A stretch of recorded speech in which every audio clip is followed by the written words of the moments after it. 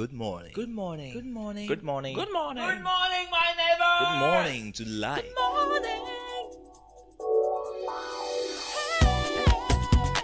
Good morning. Music. Talk. Inspiration. In perspective. Express yourself. Good morning, my neighbor.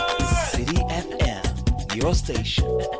It's a refreshing lifestyle. Citi FM 97.3.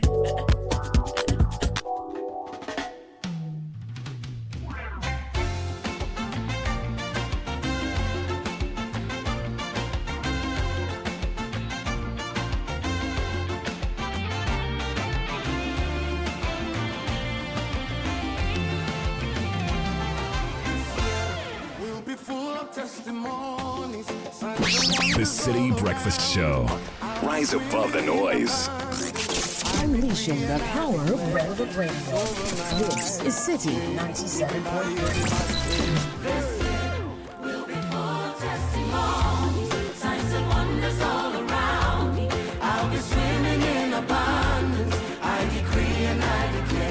This is the Citi Breakfast Show. The city's biggest conversation. Every promise that you spoke, I'm gonna live it. Doors open when I step into the hallway. They were waiting for me like you knew my name. Every valley that I cross will turn to highway. Every prophecy will come to pass in Jesus' name. Amen.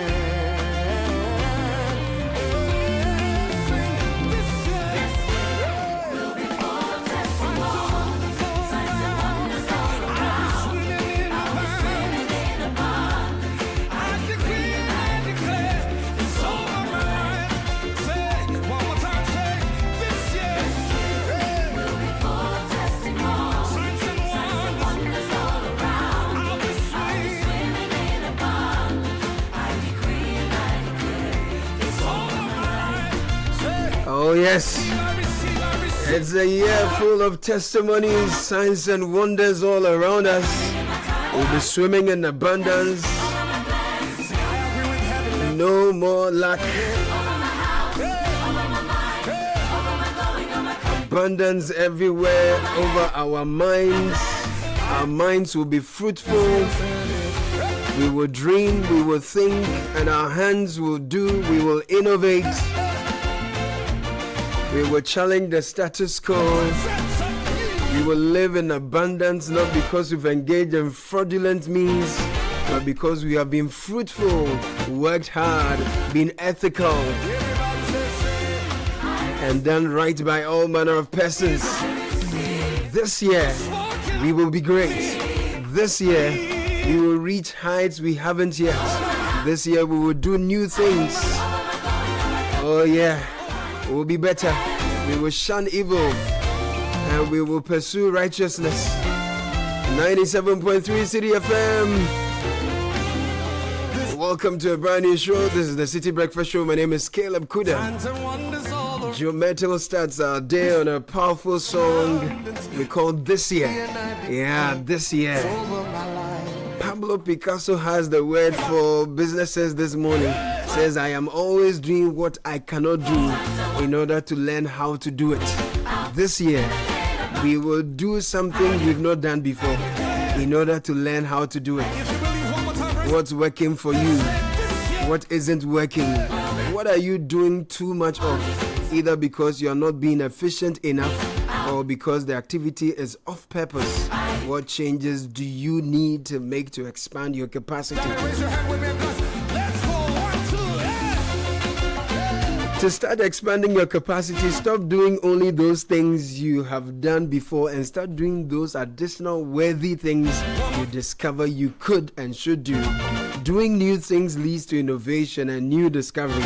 And among those discoveries is the realization of things you should do on a consistent basis. If you do those, you will continue to grow and expand your potential. If you don't, you will plateau. Business sense. Kel from a book titled Jumpstart Your Growth. John C. Maxwell.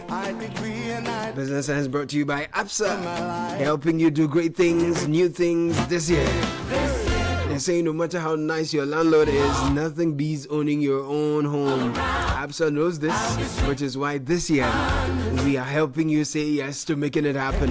With an ABSA mortgage, you can finance your dream with flexible, tailored solutions. Get up to 5 million Ghana cedis with 5 to 15 years to pay back on a fixed interest rate. This year, say yes to your home sweet home. Visit an ABSA bank today for an ABSA mortgage today. Your story matters, ABSA. I'll bring you the news review shortly.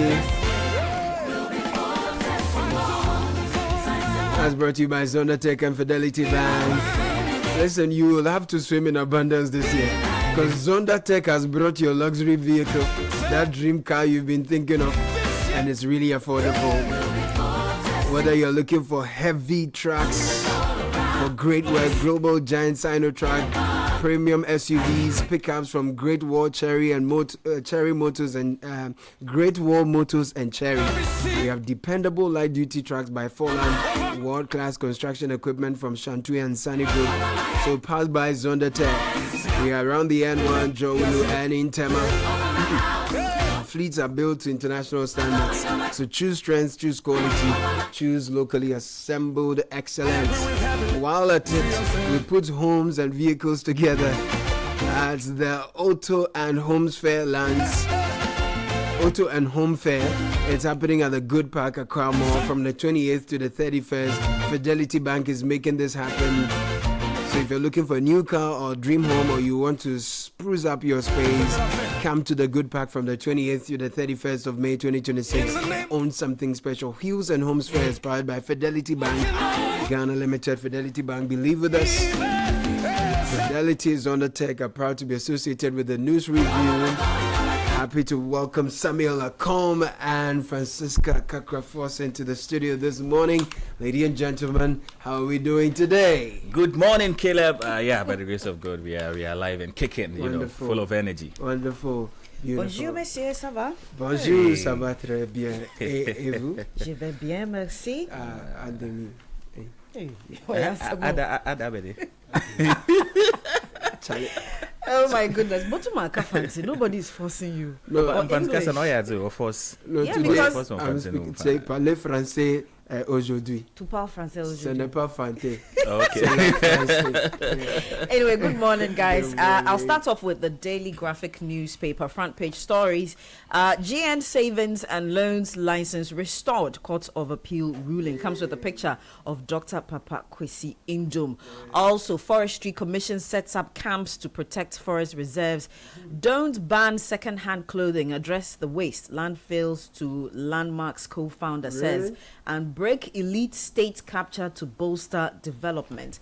If you go to the back page of the Daily Graphic, GFA Dope Nation collaborate to rally support for Black Stars, and Ronaldo set for record 6th World Cup campaign. Let me take you to the Ghanaian Times newspaper this morning. Front page, outdated laws hindering stray animal control. That is coming in from the vet service. And only 1 in 4 severely malnourished children receive life-saving treatment.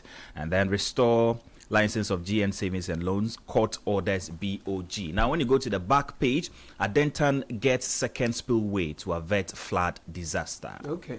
Okay, to the Inquisitor now, and a rather dramatic headline. At long last, restitution for PA as GN Savings and Loans license is restored. Also, NAPO takes center stage at Education World Forum. Lack of beds not excuse to refuse emergency care. That's according to Professor Ajiman Bedu Akosa. Comes with this picture.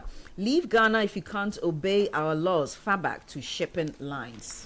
Let me take you to the Chronicle this morning. A very bold headline. Osahin fires ministers over early race to succeed President Mahama. And then Ghana on right path despite challenges. Ayariga speaking there. Halt creeping culture of silence, Akomia tells Mahama. To the Daily Guide, and Bronye freed on 100,000 Ghana cedi bail. Also, police chase Arabic teacher for defiling 2 boys. TikToker arrested over Mahama death threats. Minority demands probe into Dumso and restore GN Savings and Loans license assets, according to, that's an order to the Bank of Ghana.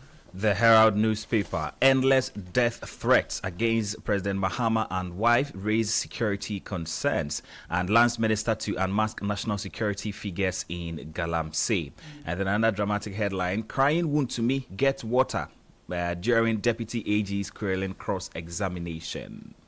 Front page of the Informer newspaper, death trap at Kanishi. Commuters, school children risk lives as daily footbridge remains shut. Comes with a picture of the footbridge.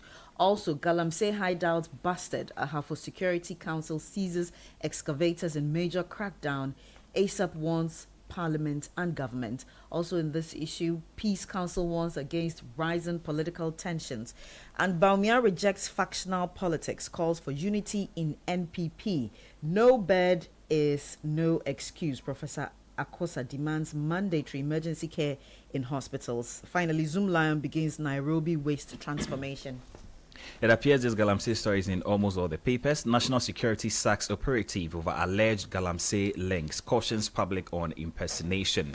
And Lands Ministry commends National Security for swift crackdown on alleged fake operatives in Galamsey raid. Meanwhile, CDS inspects Burma camp redevelopment works at Meadow Lines and relocation units. And it's been a difficult 7 years, but will make our second coming better. Dr. Papa Kwesi Indum speaking on the GN Savings and Loans license victory. Okay, the Daily Gist. Afenyo Markin takes on Ibrahim Mahama over Damang mine deal. Eastern Regional Minister exposed for stealing a Kufuado projects from Mahama. High Court grants 100,000 Ghana City bill to Abronye as MPP reports judge to CJ, and many others. Okay, the News Center paper this morning, front page, they have a photo of Sami Jemfi, CEO of Goldboard, and then the Gamanche. The story says, reclaim Galamsey lands for youth project, Gamanche, on that. And then Margins celebrates NIA at 20, and ECD ready for rollout, coming in from the BOG Governor, Dr. Johnson Isiama. And Agenda 111 site turned into We Smokers Hideout, Snake Dentins. That is how they've captured the headline on the News Center front page. Let me take you online quickly. CityNewsroom.com. Nearly 30% of Ghanaians tend to betting to survive despite rising incomes. There's a special report here that's bringing this to our attention. And baby, 2 others killed in Kaswa Winneba Highway accident. PAC calls for closure of Kanda Cow Market over sanitation concerns. If you go to channel1newsonline.com, lack of utilities delays operationalization of Hohoi Light Industrial Park Assembly. License restored but trust lost. Toma Mihe on GN Savings and Loans recovery. And then also Chairman Wontumi denies authorizing mining on Akunta concession. If you go to my journal online, we have not arrived yet. Bankers urge caution amid economic recovery. Chairman Wontumi's fate near as court gives final deadline for witness. Plastic waste driving flooding and climate concerns in Bamahu. Youth climate reporter is speaking here. If you go to the High Street Journal, BOG likely to appeal GN Savings and Loans ruling at the Supreme Court. And limited access to finance continues to stall growth in Ghana's garment sector. Very important story here. If you go to the Reuters, inside the unraveling of U.S. diplomacy and Trump, it's an article that's here.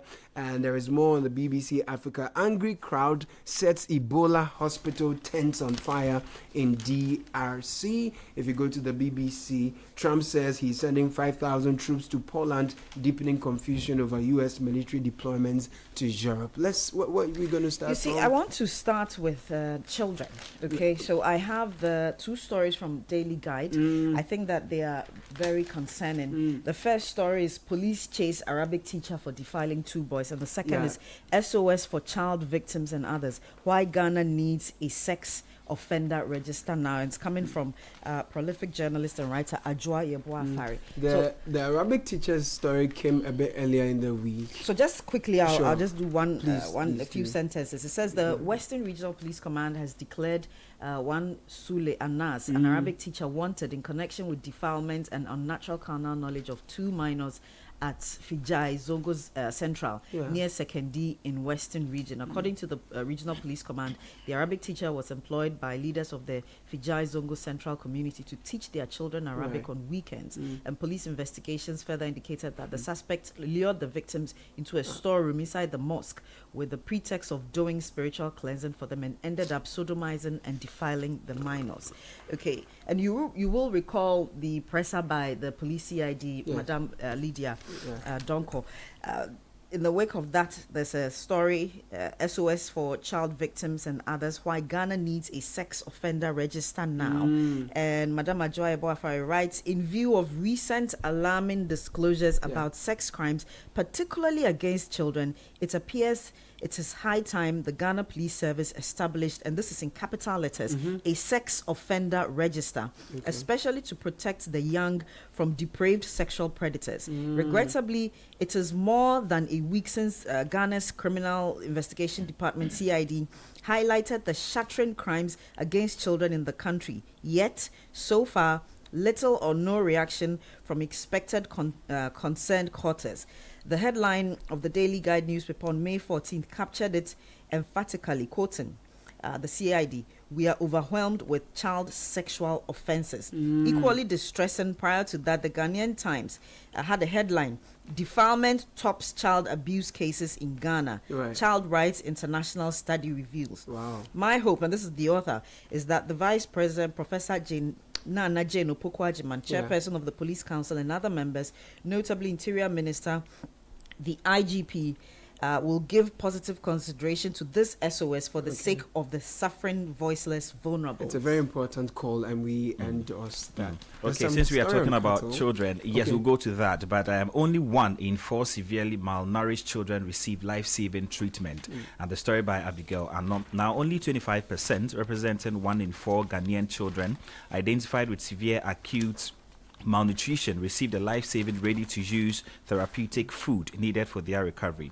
SAM, which commonly affects children under 5 years, leaves them extremely thin, weak, and vulnerable to infections, increasing their risk of death if not treated early. That is some startling statistics there. Ghanaian Okay, Times. can we look at Galamsey Sure, and Galamsey. illegal mining, etc.? If you go to page 13 of the Daily Graphic, the Forestry Commission has set up camps to protect forest reserves.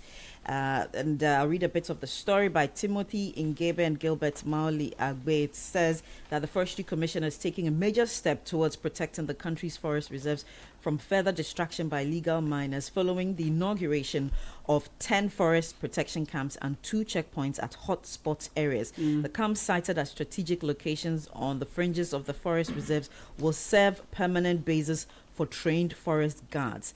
Equipped with communication gadgets and weapons, each camp comprises an office, 4 bedrooms, a fully furnished kitchen, and a place of convenience. If you go to, well, it's got a bit of sub-headlines. I'll take 2 and then I can go to if you go to operational capacity, the Chief Executive of the Forestry Commission, Dr. Hugh C.A. Brown, described the inauguration of the protection camps as a key milestone in the Commission's comprehensive approach to forest protection. He said apart from enhancing the Commission's operational capacity, the camps marked a paradigm shift in the way forest reserve protection was undertaken in the country. Quote, "We are moving away from the era where a single forest guard lives in a rented range community to one living in a camp with his colleagues and working in teams. Indeed, there's strength and synergy in numbers." And this is in collaboration with the UK government. Okay. And the Minister for Lands and Natural Resources was also his speech was read. A speech was read on his behalf, and he endorsed the collaboration between the Ghana government and the UK government. Okay, Right, let me stay with Galamsey because a story in the Ghanaian Point, page 3. National Security sacks operative over alleged Galamsey links, cautions public on impersonation. The National Security Secretariat has dismissed one of 8 operatives, Mr. Ebenezer Amankwa, following an internal investigation into allegations linking him to illegal mining activities in part of the Western region as authorities intensify efforts to clamp down on Galamsey and related security impersonation. Now, the development follows the arrest of 4 armed illegal miners at Dominase on Wednesday, May 20, 2026, during an operation along the River Cobra, who pointed him as their leader. Okay, pretty much good one there. And then a quick one, the Lands Ministry is commending the National Security for that swift crackdown on that fake National Security operative. All right. So if you, the other big story here, GN Savings and Loans ready to resume operations.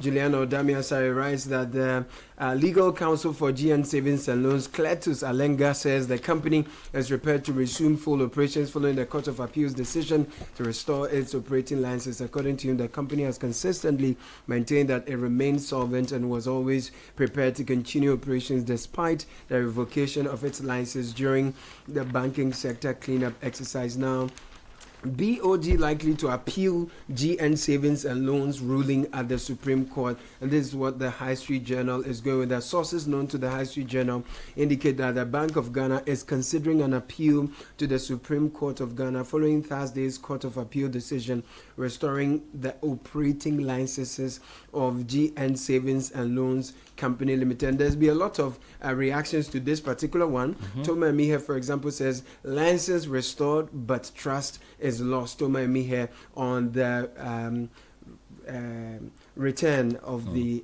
license to GN Savings and Loans. Okay. So there are more stories on this particular one. In a related matter, now Indum on GN Savings and Loans license victory says it's been a difficult 7 years, but we'll make our second coming better. Story in the Ghanaian Point, page 5. Founder of GN Savings and Loans, Dr. Papakwesi Indum, has described the past 7 years as one of the most difficult periods of his business life following the revocation of the company's license by the Bank of Ghana.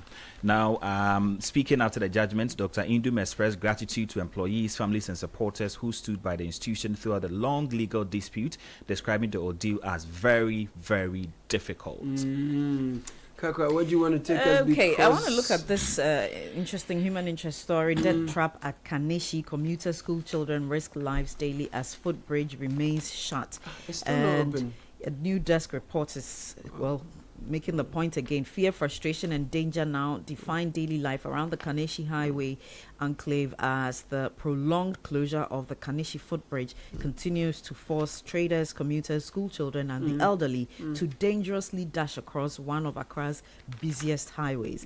What was expected to be a temporary closure for rehabilitation has now escalated into a growing public safety concern, with residents warning that the situation is gradually turning into a disaster waiting to happen. And so the attention of the local authorities there should be drawn again. They should get whatever the problem is sorted out so that people can safely cross the road. Repairs, and then they had made some pedestrian walkway for people to cross to move across the road, but I think it's taking a while longer. Let me draw your attention to this story on betting, because we are told 30% of Ghanaians are turning to betting in order to survive despite rising incomes. So nearly 30% of working Ghanaians are increasingly turning to gambling and betting as a coping mechanism to cover daily expenses and debt obligations, despite signs of improving income levels and easing financial pressures in the economy. This is according to the latest Old Mutual Financial Wellness Monitor, which paints a mixed picture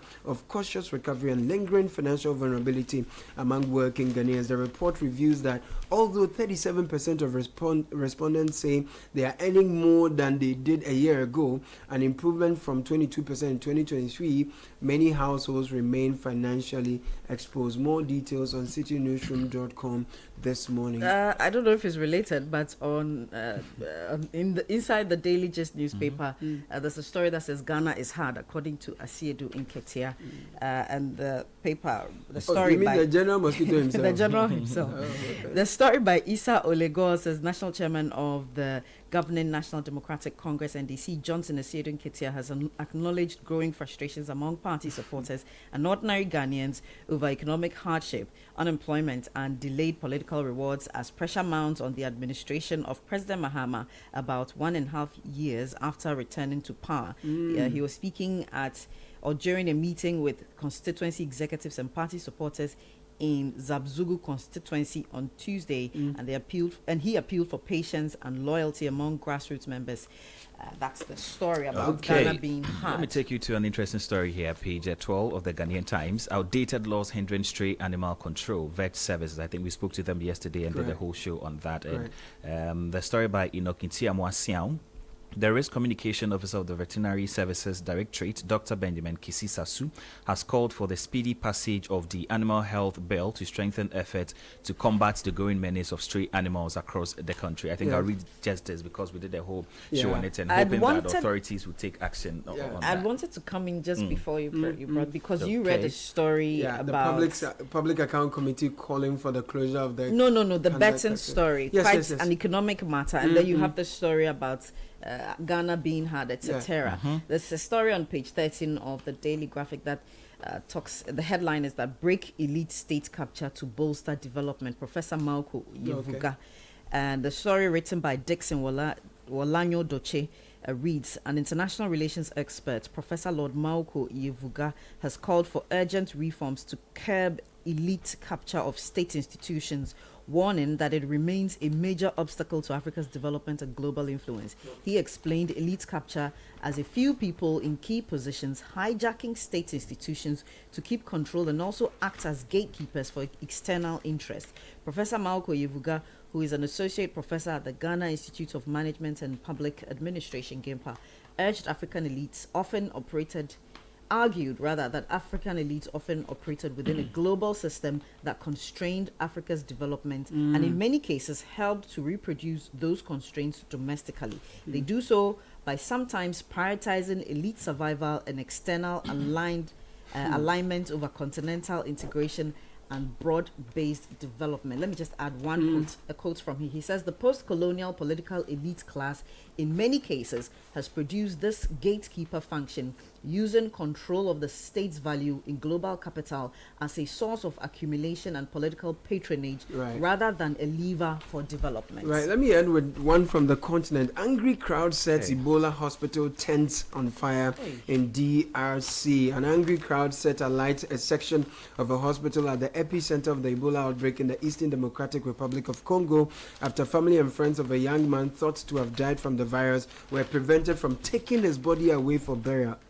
They started throwing projectiles at the hospital. They even set fire to tents that were being used as isolation centers. Local politician Luke Malemba told BBC about the scene he witnessed at the Rampara General Hospital. So that is how we will wrap the news review from online and the newspapers. Thank you, Kakra. Thank you, Samuel. We will jump into more details of some of the stories later on the show. Yes, sir.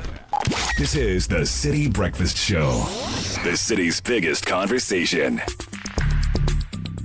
Join the conversation on the City Breakfast Show on Facebook at facebook.com/City97.3, Twitter at twitter.com/City973, and Instagram at instagram.com/City973 with the hashtag CityCBS.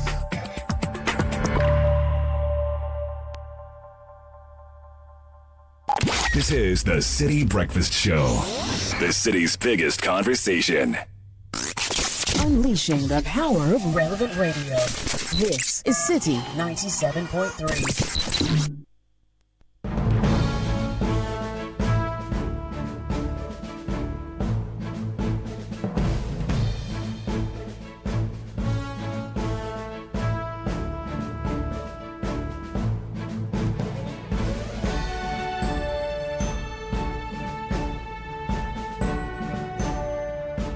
It's time for the breakfast edition of the City Business News. Me Latte is here. And all you need to know in the world of business. Good morning, Nee. Friday morning. Good morning to you, Caleb. Welcome to the breakfast edition of City Business News, brought to you by MTN, EcoBank, and Goel. Goel Good Energy.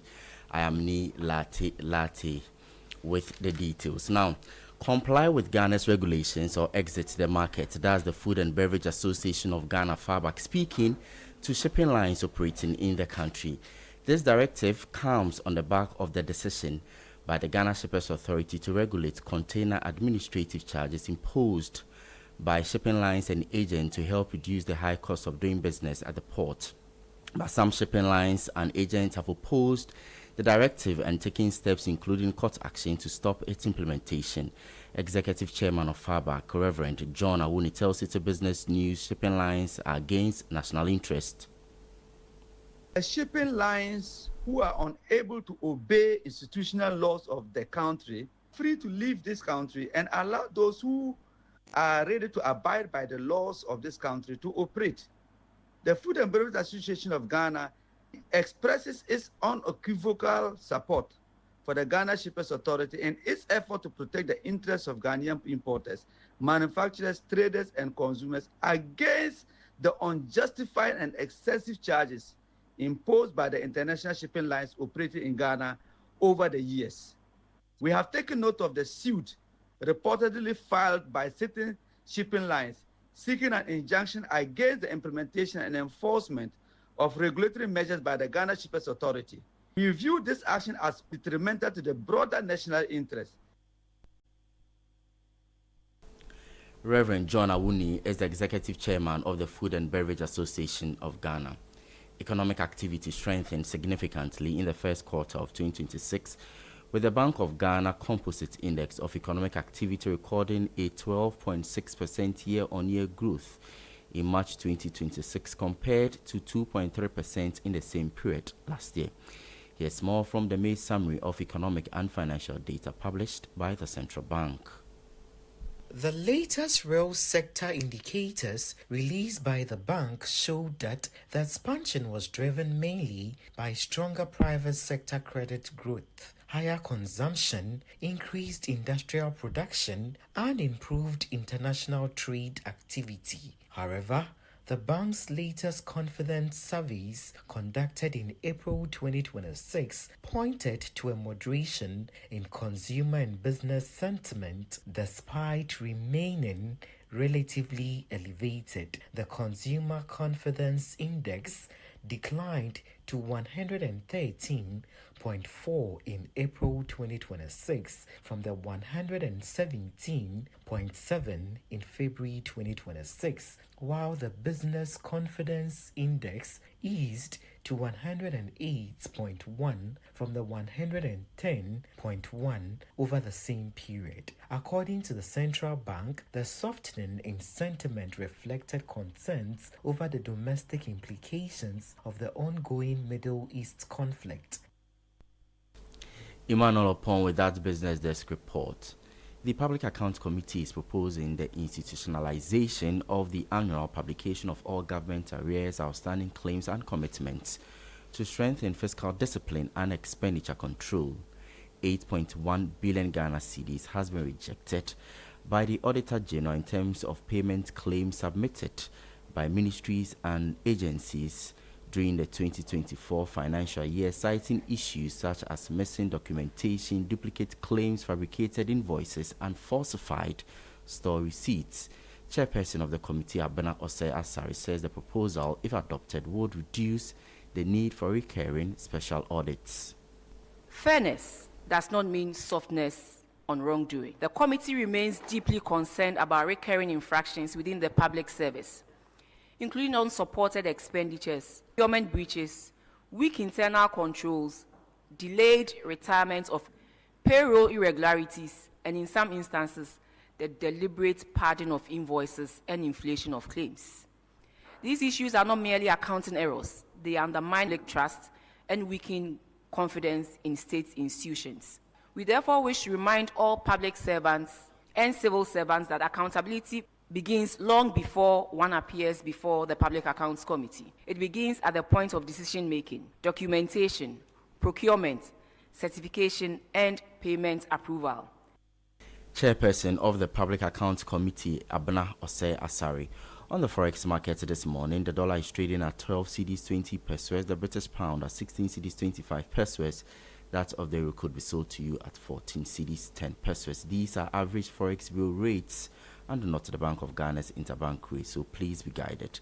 And that's it for the breakfast edition of Citi Business News. Our stories and more on citynewsroom.com/business. I'm Nila Telate. You have a good business day. Coming up next is the Citi Business Edition. The other day, I visited Kweku at his spunky new office to congratulate him on opening his business. And man, was I impressed. The business is just moving quick. The sales, customers, everything is just working seamlessly. The secret? He said, it's MTN Business Broadband. In this fast-paced environment, we need fast and reliable internet to support all business types. No laggy online meetings, great download and upload speeds, impeccable business management systems, all inclusive. I mean, you can have it all. Shout! I signed on immediately. To enable your business stay ahead and stay connected, make sure you're signed on to the best internet made just for businesses. MTN Business Broadband. Sign up today on broadband.mtn.com.gh and manage your account on my MTN app. Call 0244 308 111 for more information. MTN.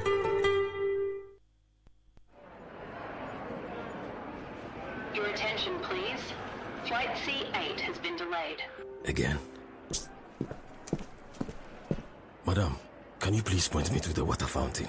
And please watch my back and front whilst I'm gone. You can be a traveler with infinite worries. Hello, Mr. Anand. Your lounge access is ready and your seat is warm. Or you can be a traveler with infinite privileges. Champagne, sir? Original the drink. Choose EcoBank's infinite privileges with an EcoBank Visa Infinite card. Access airport lounges worldwide, fast-track services, best-in-class daily limits, and enjoy other exclusive travel and lifestyle benefits. Infinite privileges await. EcoBank, the Pan-African Bank.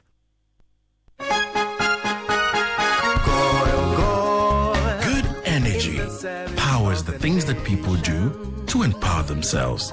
It fuels families, communities, businesses. Good energy fuels nations. It gets things going and keeps them moving. Good energy isn't just what we do, it's who we are. Goyle, good energy.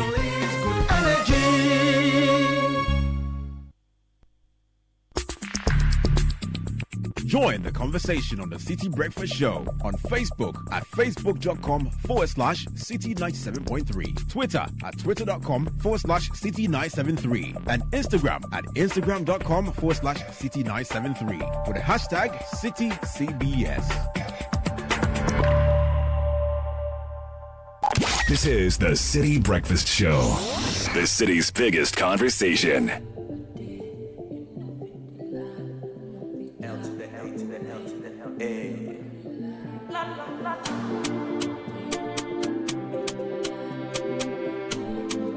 At 9:07. Last week, we brought you a conversation on Africa's cross-border payments. Yeah. My neighbor actually came to knock on my door to request for a link to this particular episode. What we brought you, the conversation, the big debate on Africa's cross-border payments and how the Bank of Ghana and other countries on the continent are leading the charge. So Neil Late's conversation from last week will bring you a final part to that. It will be on our YouTube channel, so you can find that. That of last week is already on our YouTube channel. Just search the big debate on Africa's cross-border payments, Citi Business News. You will find it and you can enjoy it. We'll bring you a part 2 of it, so just sit tight. That is coming shortly. If you're looking for quality fuel that gives your engine smooth performance, don't look any further. Growell Super X piece of premium quality gives you the correct choice when buying regular fuel. You just go fuel up your vehicle and enjoy a smooth ride with all the benefits. As you journey the road, look out for Growell stations and fuel up your vehicle with quality you can trust. Growell, good energy. Attention! If your money is controlling you, now it's time to take charge. EcoBank mobile app gives you the power to command your money to transact across 33 African countries and anywhere in the world. So command your money, make all the payments you need to, whether it's water, electricity, school fees. You can do bank and mobile money transfers, create virtual cards to buy only what you need. Money Commander, download the EcoBank mobile app now on the app or Play Store and command your money. Command also means you're paying attention to details. EcoBank will never call or send an SMS asking for your PIN, OTP, bank card, or Ghana card details. So when you're in doubt, please call the EcoBank call center on 0800 003225. EcoBank is the Pan-African Bank. Guess what? The girls are streaming the latest Netflix series. That special playlist is rolling. Daddy is on his usual Teams video calls. Uploads are uploading. Downloads are downloading. Not a single person says my data is finished. That's the power MTN Fiber gives you. Unlimited internet for endless streaming, endless connections, endless everything for your home. Just log into the My MTN app now and tap broadband or dial star 5057 hash. Get your preferred unlimited MTN Fiber package. MTN is with you everywhere you go. Lesheho Savings and Loans, great news for you. Fala season is on. If you apply for a loan today, you can sort out all your needs and this will be at the best rate on the market. Fala season on. WhatsApp or call Nana 02700 40 799 hours. Remember, terms and conditions apply. Lesheho, let's improve life. And just before I bring you Neil Latte's conversation on the big debate on Africa's cross-border payments and how the Bank of Ghana and other countries on the continent are leading the charge, Henley and Partners are the global leader in residence and citizenship planning. They help investors and their families secure alternative residence or citizenship through leading programs worldwide. And we advise on the best program for you and your family and assist with the entire application process every step of the way. Now, for many Ghanaians, the key drivers for seeking alternative residence and citizenship include greater global mobility, investment diversification, business expansion, etc., etc. Popular options for Ghanaians include Caribbean citizenship program like Antigua and Barbuda, Grenada, St. Kitts and Nevis, as well as residence by investment programs in Greece, Portugal, Malta, UAE, UK, Canada, and the USA. So call us now 0206042101, 0206042101. Email ghana@henleyglobal.com. The Galleria is where our office is at Kempinski Gold Coast Hotel. henleyglobal.com is where to visit online. So let's jump into the big debate on Africa's cross-border payments.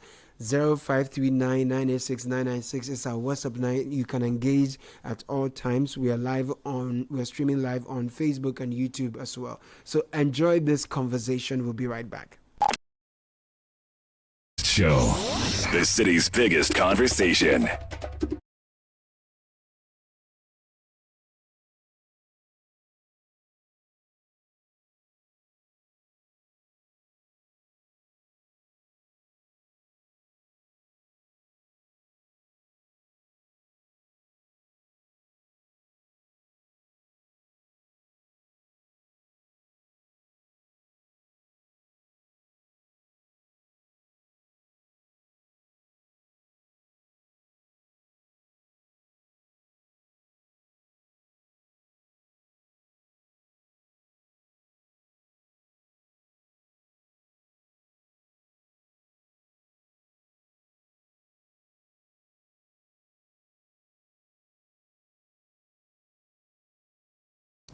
.3 Citi FM is the station. My name is Ni Latte.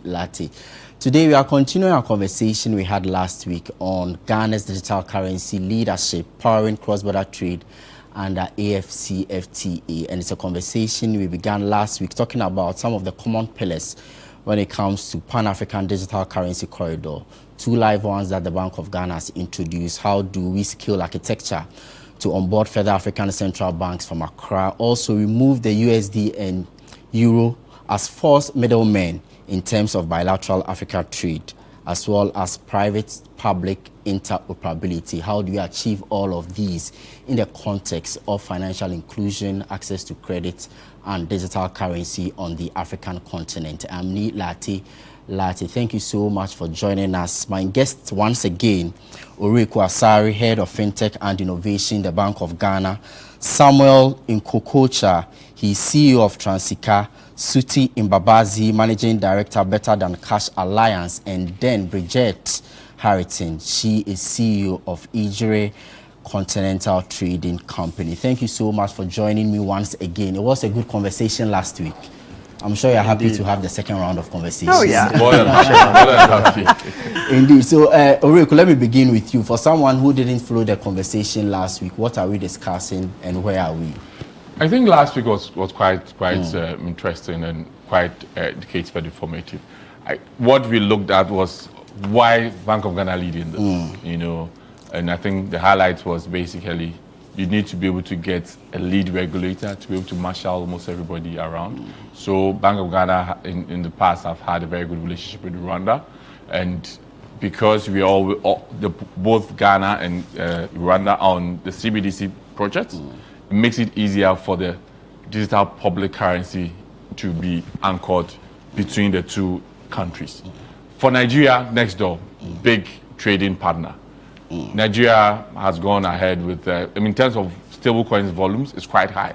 Ghana has been bold enough to come out with a legislative instrument for virtual asset service providers. So it also makes it easier for Ghana, Nigeria to use a private digital currency, which is stablecoins, to be able to trade, allow that MSMEs to be able to have access. Okay. And also, if we are even facilitating or making it easier for payment to be done within two countries, why don't you also try as much as possible to provide some access in terms of access to credit? We touched about on that little bit, but I think today we'll have an opportunity to expand it, because before somebody can move goods to another continent, they need to have access to credit. And then I think eventually, finally, we talked about the pain that Bridget goes through and the likes of Bridget go through in moving value within the continent. In terms of speed, two life corridors, exactly. Rwanda and Nigeria. Are there plans to scale it up to other countries on the continent? Yeah, those of us who were at 3i, and this is for the listeners, we had 7 participating governors from different countries: Tanzania, Rwanda, Zambia, Sudan, just name them. All of them actually committed to being part of what we're trying to do. So you need to be able to start small, but get others to join. I see. Thank you very much, Oriku. Let me come to Bridget. She's already nodding. I don't know what she wants to add. What Oriku you have said. The floor is yours, Bridget. So I'm so glad to follow him, because one of the things that has not been mentioned here is that the 2 initial signers on the AFCFTA agreement were Rwanda and Ghana. Indeed. And as a Ghanaian living in Rwanda, it is such a pleasure to be part of this conversation, because I'm operating on both sides of the continent. In Rwanda, we were the first to export under the AFCFTA Guided Trade Initiative, and we sent 105 kilos of coffee from Rwanda to Ghana. And in Ghana, my company here sends cocoa powder and also chocolate bars.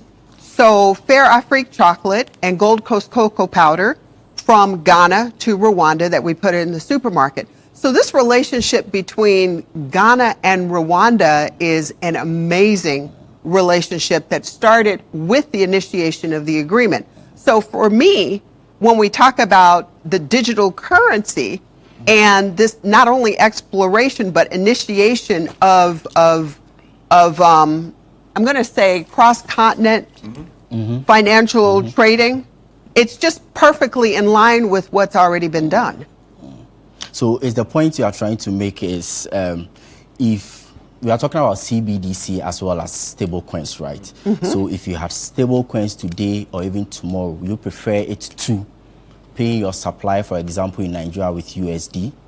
I don't pay anybody in USD. I'm not interested. Only if you're in the US. I like how you put it. And when somebody tries to charge me in USD on the continent, the first question I ask them is, are we in the US and somebody forgot to tell me?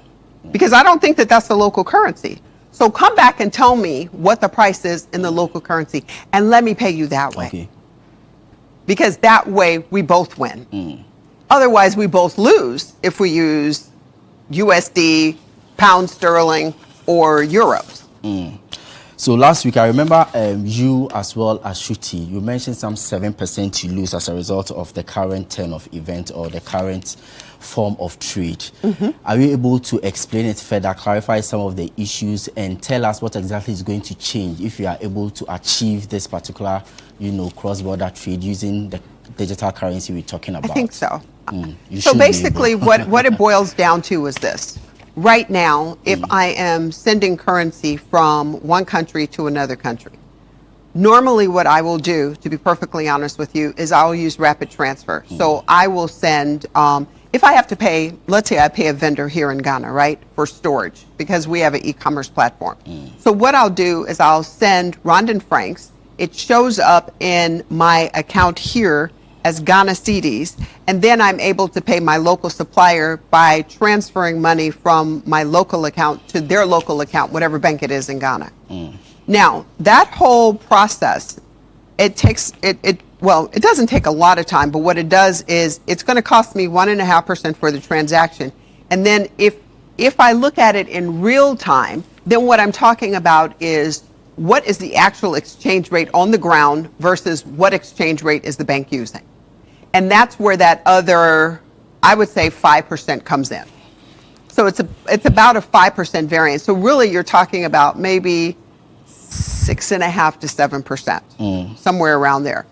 Now, if I'm able to transact in CBDC, then that means that I'm no longer having to deal with the exchange rate because as I understand it, when I go to my financial institution, what gets transferred is not necessarily going to be the actual franc itself, but either the stable coin or the other type of currency, which means that it's one-to-one talking to each other. So whatever the value of that's already been done in country. So there's no addition to that. It's just, okay, here you go. It's a handshake. I see. And it's seamless. So I'm all for it. I'm like really excited about it. And I'm sure Samuel agrees. And since he is the fintech guy, I have 2-in-1 question for you. So first, if you are able to eliminate the foreign element in cross-border trade using the CBD and as well as the stable coins, you are able to make some savings. Now, who is going to benefit most? Is it the central bank? Is it the fintech or even the trader? Where does the savings go to? You should be able to tell us that. And also, there's a bit of transparency. Cross-border trade, the value chain, and also the players in there. Most often than not, you do not see the players.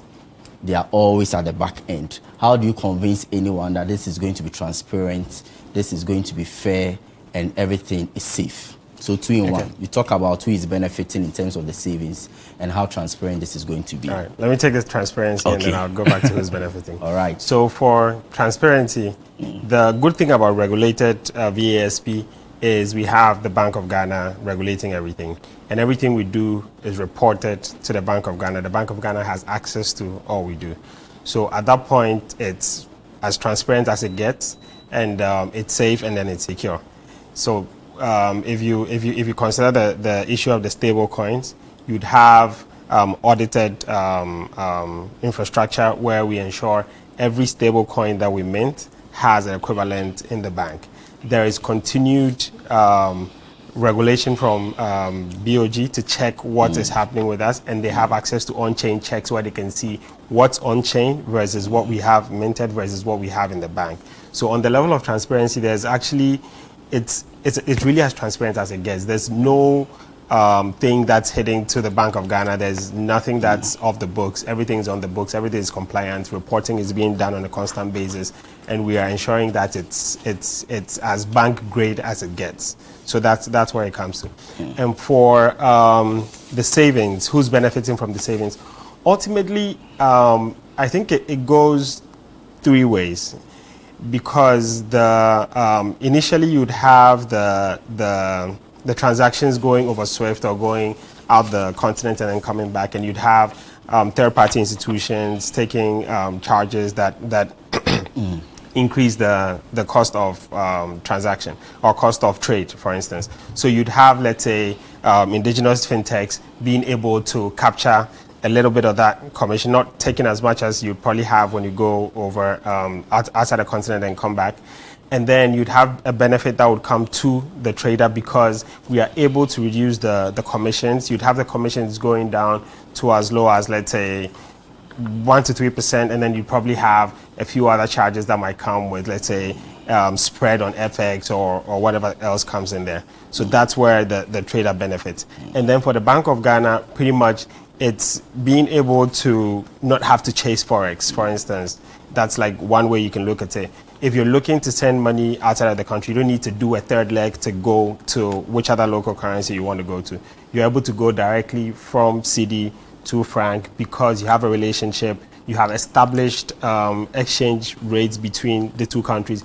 Bank of Ghana is able to oversee that and ensure that we are not developing a parallel exchange rate system where everything is in their purview and they are able to adjust or require certain compliance or make certain compliance requirements to make sure the market is as they desire.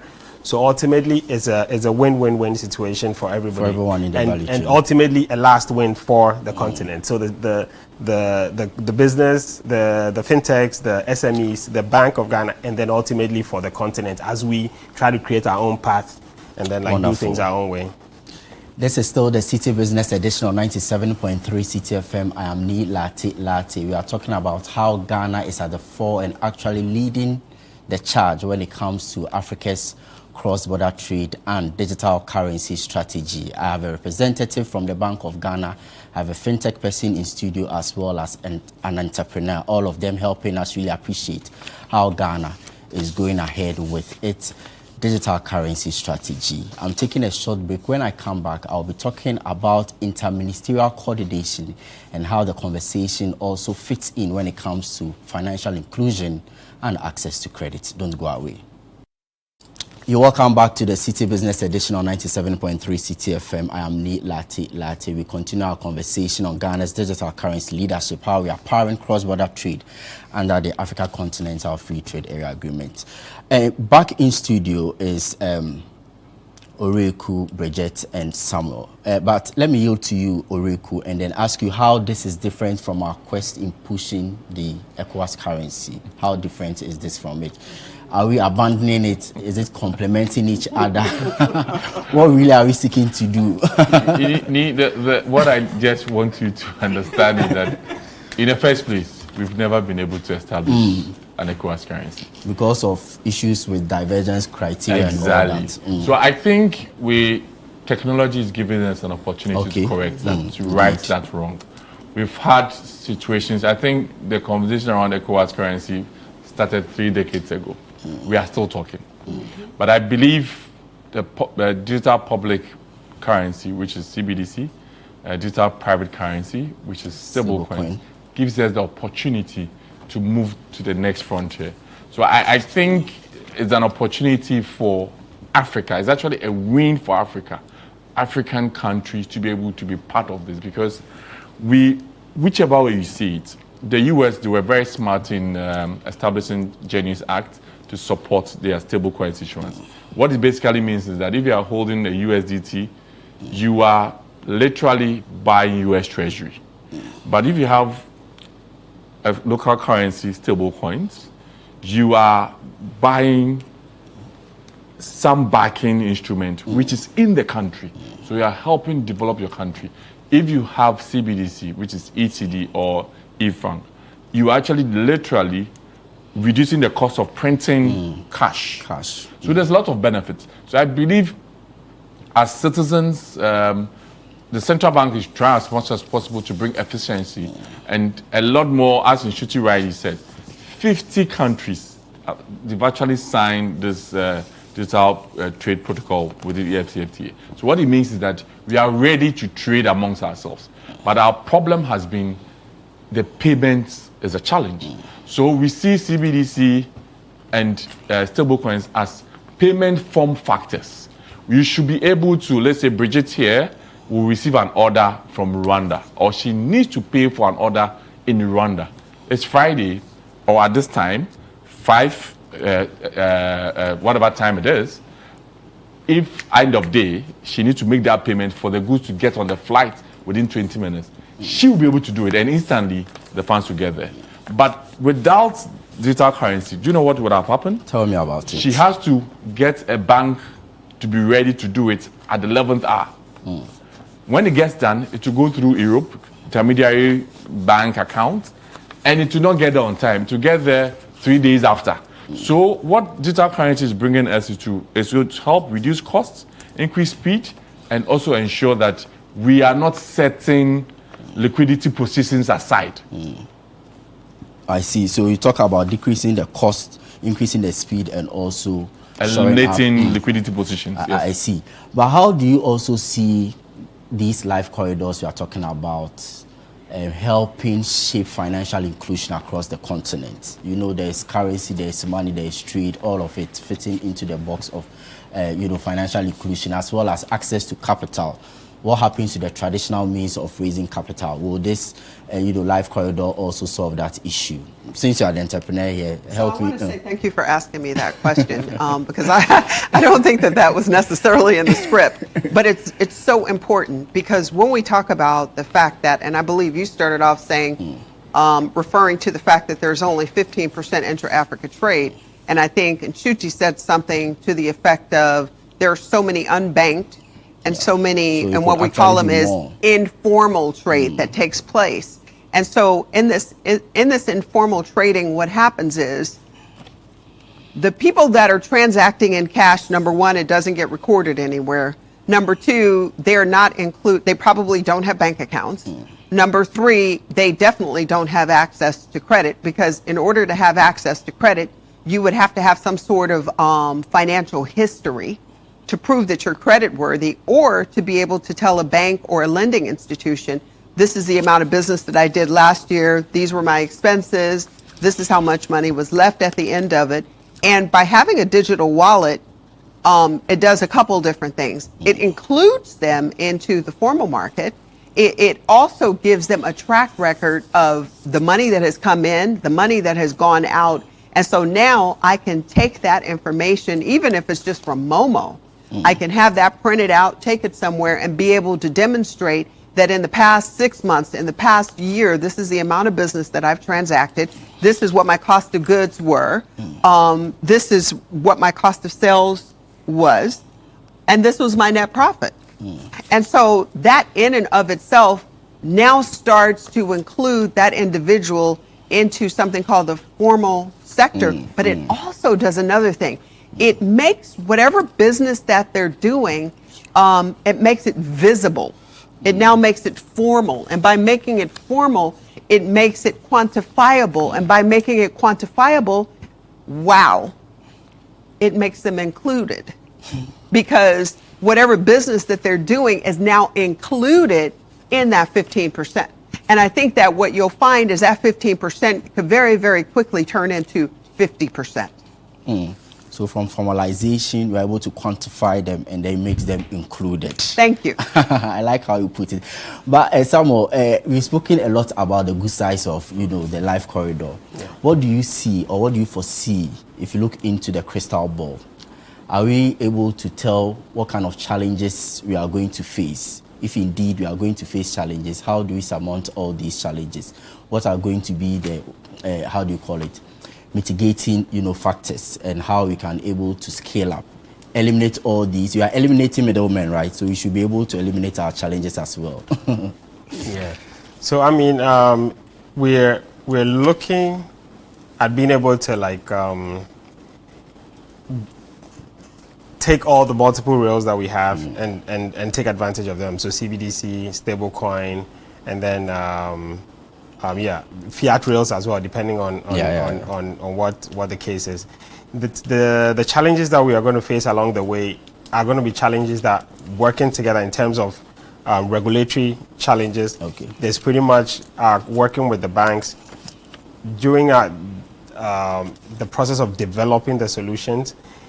When we hit roadblocks, we have to go back to the regulators and say, this is what the regulation says. This is how it was saying we should be able to do it. But the issues on the ground are telling us something else. How do we do a workaround to make sure we achieve the goals and still stay compliant and stay within the regulation? So it's pretty much conversations. Keep having conversations with the players in the ecosystem, and then being able to solve the problems together. That's really the only way we can move forward in this space. It's quite interesting how you are ending on the subject of regulation, and the regulator is the director said, and he's actually said that in 2027 we should be able to fully implement the life corridors and benefits. So if by 2027 we have not been able to achieve that, who are we to blame?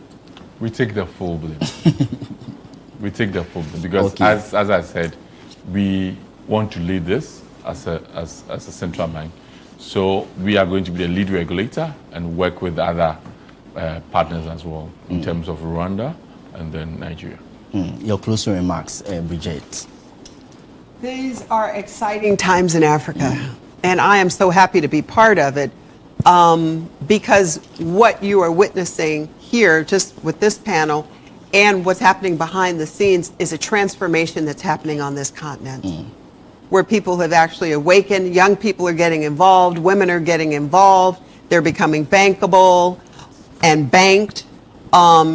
Trade is happening, and now with the facilitation of ease of payment, these are interesting times. I am so excited. The only thing I wish was that I was about 20 years younger so that 20 years from now I would be able to really, really see what's going on and still be part of this transformation that's happening. So I'm excited. I see. Are you also excited, Oreku? More than excited. Someone, are you also excited? Super excited. And so are you to expect some form of accelerated sandbox in terms of the digital trade and also finance as you also do your other activities? Yeah, anything that we both don't know the outcomes, we put it in the sandbox, learn together, and we come up with frameworks. Okay. So that's the direction. Okay. And when that framework comes, fintech player, what are you going to do? So those frameworks, we're actually working with the bank to be able to develop those frameworks. So actually, as it stands now, we are working in Sandbox together with the bank, and then we are developing the use cases. We are having those discussions I was saying earlier, trying to solve the difficult problems to make sure the people on the ground are actually benefiting from it. It's not just stuff that we think up. We do it in isolation. So we do it, we have a conversation with them, we go back, we give feedback to the regulator, and then that's how it's going to be.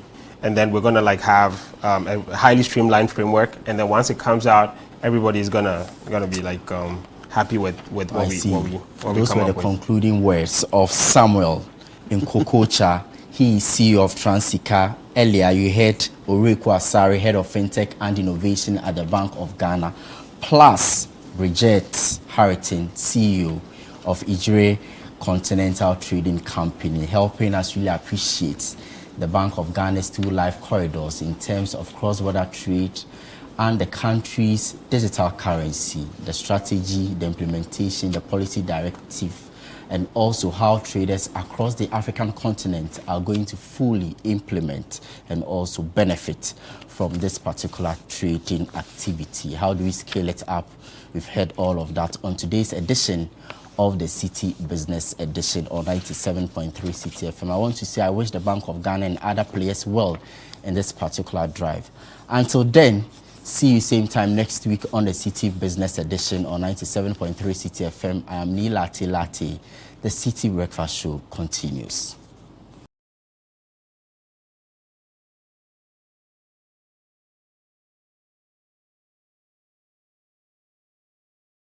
The city's biggest conversation. Auntie T, I beg, fix me go betete Ghana. No gari, no oil, no plantain, just beans then eggs. Hey, bruh, that be dangerous combination, no? Problem no day. I feel handle am. For Telecel, with the Bob say everybody gets what they like. That be why Made For Me bundles day. Based on your usage, you fit get your own data and call packages. Fala! Made For Me bundles like the way you the want town. That *530# then buy Made For Me bundles today. Telecel, connecting energies.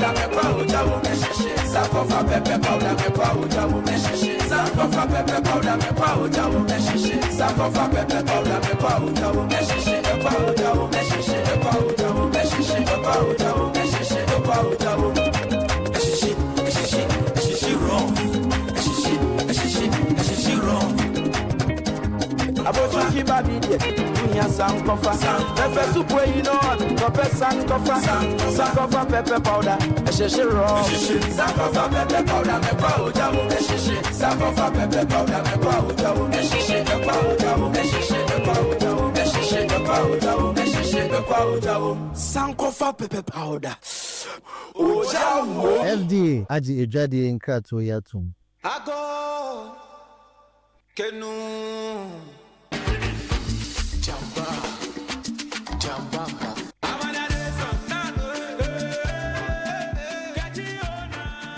Beyond what the mind should know.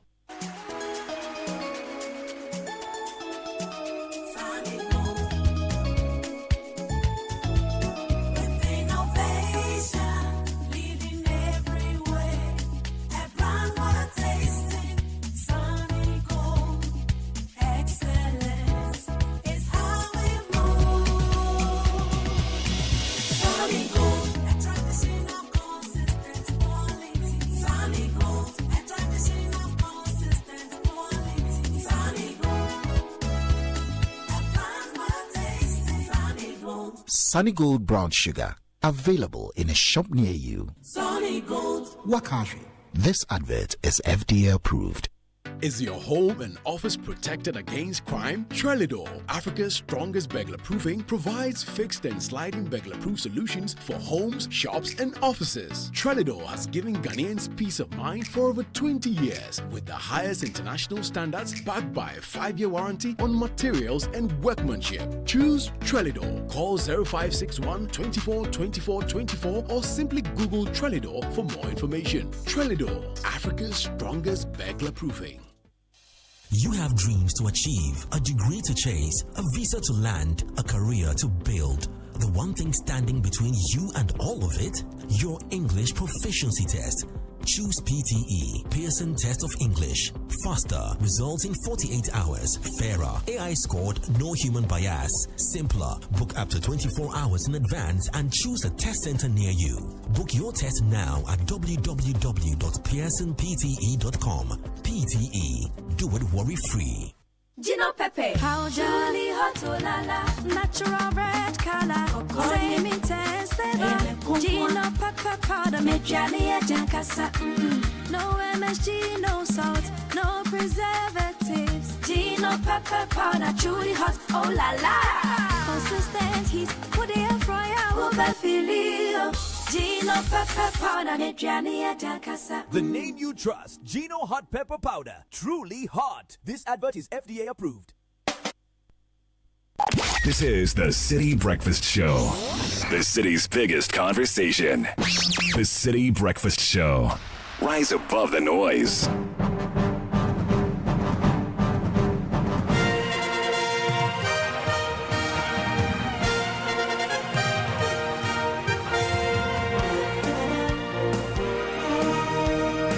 It's 20 days to the 2026 FIFA World Cup, and you're welcome to kick off on the City Breakfast Show, brought to you by Polytangana and Esheho. Let's improve life. I am Edwin Kwakofi. Let's get straight into the bulletin. And the Black Stars will face Mexico for the 5th time in an international friendly in Puebla as preparations continue for the 2026 FIFA World Cup. The match is scheduled for Friday, the 22nd of May, but will kick off at 2 a.m. on Saturday, the 23rd of May, Ghana time.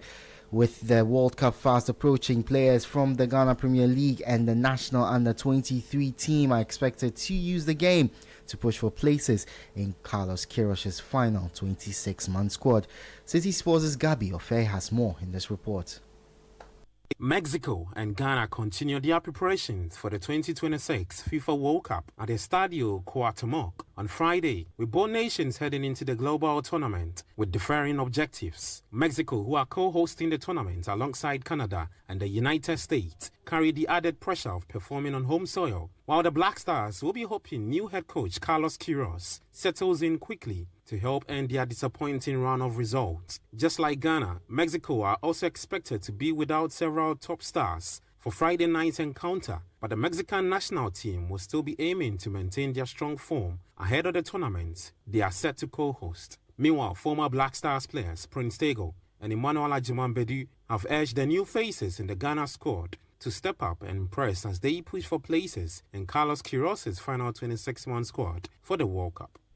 Yeah, I think it's a good thing to call. I mean, some few people to add up to the team to also justify their last game to see who, I mean, can be added to the role players. I mean, the role squad that used to play for the qualification. So whoever that gets this chance have to prove that is capable of being in the national team. That will also help the coach to do a good selection.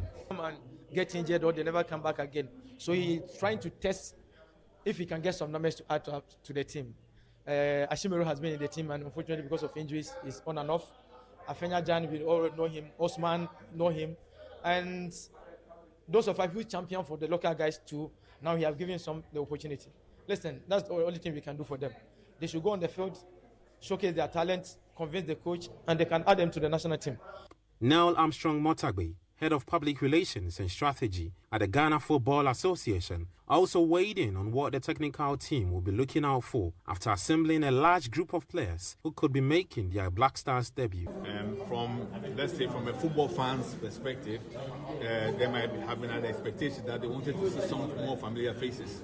But I believe from the technical team's perspective, they also want to see what other options could they bring up to help to bring some level of additional competitiveness within the ultimate squad that is announced. And I reckon that is the reason why we saw the call-out that we saw. And after tomorrow's game, I reckon that the technical team will be in a position to release the long-awaited squad for Mother Ghana. City Sports' Gabi Ofe brought you that report. Away from that, the former president of the Ghana Football Association, Kwesi Nyantakyi, has led a charity outreach program for inmates at the Nsawam Media Security Prison. The initiative saw the donation of cash, food items, and sporting equipment aimed at supporting rehabilitation efforts through sports and social engagement. Bernard Abeku Otre witnessed the event and filed this report. Association President Kwesi Nyantakyi has led a major charity outreach program for inmates of the Nsawam Medium Security Prison as part of efforts to support rehabilitation through sport and social engagement. As part of the donations, the prison received 20,000 Ghana cedis in cash support, 100 bags of rice, 50 packs of bottled water, 30 sets of jerseys, 29 footballs, and 49 whole sets for players. Founder of the KN Foundations, Kwesi Nyantakyi, revealed that the initiative was inspired by a friend, motivating him to begin the outreach program aimed at supporting inmates and giving back to society. I have a friend inside there. He attracted me there. And what I saw really inspired me to do more. And I thought that those who are outside the prison should show some concern to those who are inside. And as the commander said, anybody can be in prison. General Secretary of the Professional Footballers Association of Ghana, Tony Bafo, said the program is intended to give hope to inmates while promoting discipline, unity, and personal reform through football and community support. We gave more or less our image to create visibility and for the inmates to have a moment or some days or a week of happiness. Former Black Stars midfielder Emmanuel Ajiman-Bedu also expressed appreciation for the opportunity to support the initiative, describing the gesture as a major boost for the inmates and the prison community.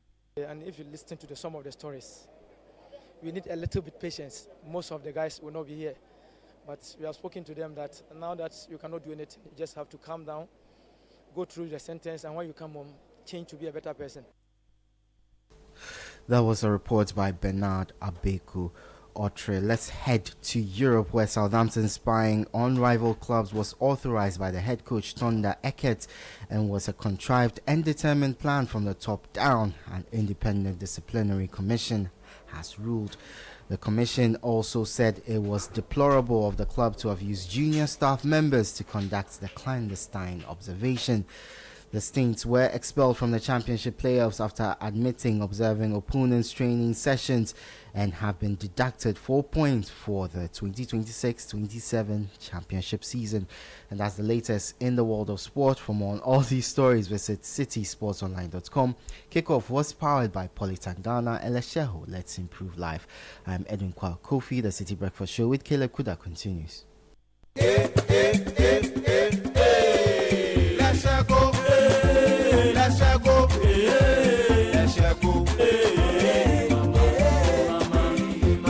If you need unique services, innovative financial solution. We deliver on our promise, cause we are number one. Let's share go, we improve your life. Let's share go, hey, let's share go, hey, let's share go, hey, mama, hey mama, hey mama. Even when you're stuck with nothing, come to let's share go. No matter your situation, come to let's share go. Let's share go, we improve your life. Let's share go, hey, let's share go, hey, let's share go, hey, mama, hey mama, hey mama. Let's share go, we improve your life. Cast your mind back to 2022. The prices were rising. The stress was high. Every liter of fuel felt like a sacrifice. Do you remember who stepped forward first? When others were comfortable with high prices, Star Oil chose you. We cut our own profits so you could keep your AC on, keep your engines running, and keep your life moving without the heavy burden. We gave you room to breathe when things felt tight. Because of you, our star savers, we became number one. Today, the pumps are a battleground. Others are finally cutting prices because they have to. But Star Oil, we do it because we want to. Don't just chase a price, remember a friendship. We were there for you then, and with new innovations coming your way, we are here for you now. Star Oil, still quality and affordable fuels for all.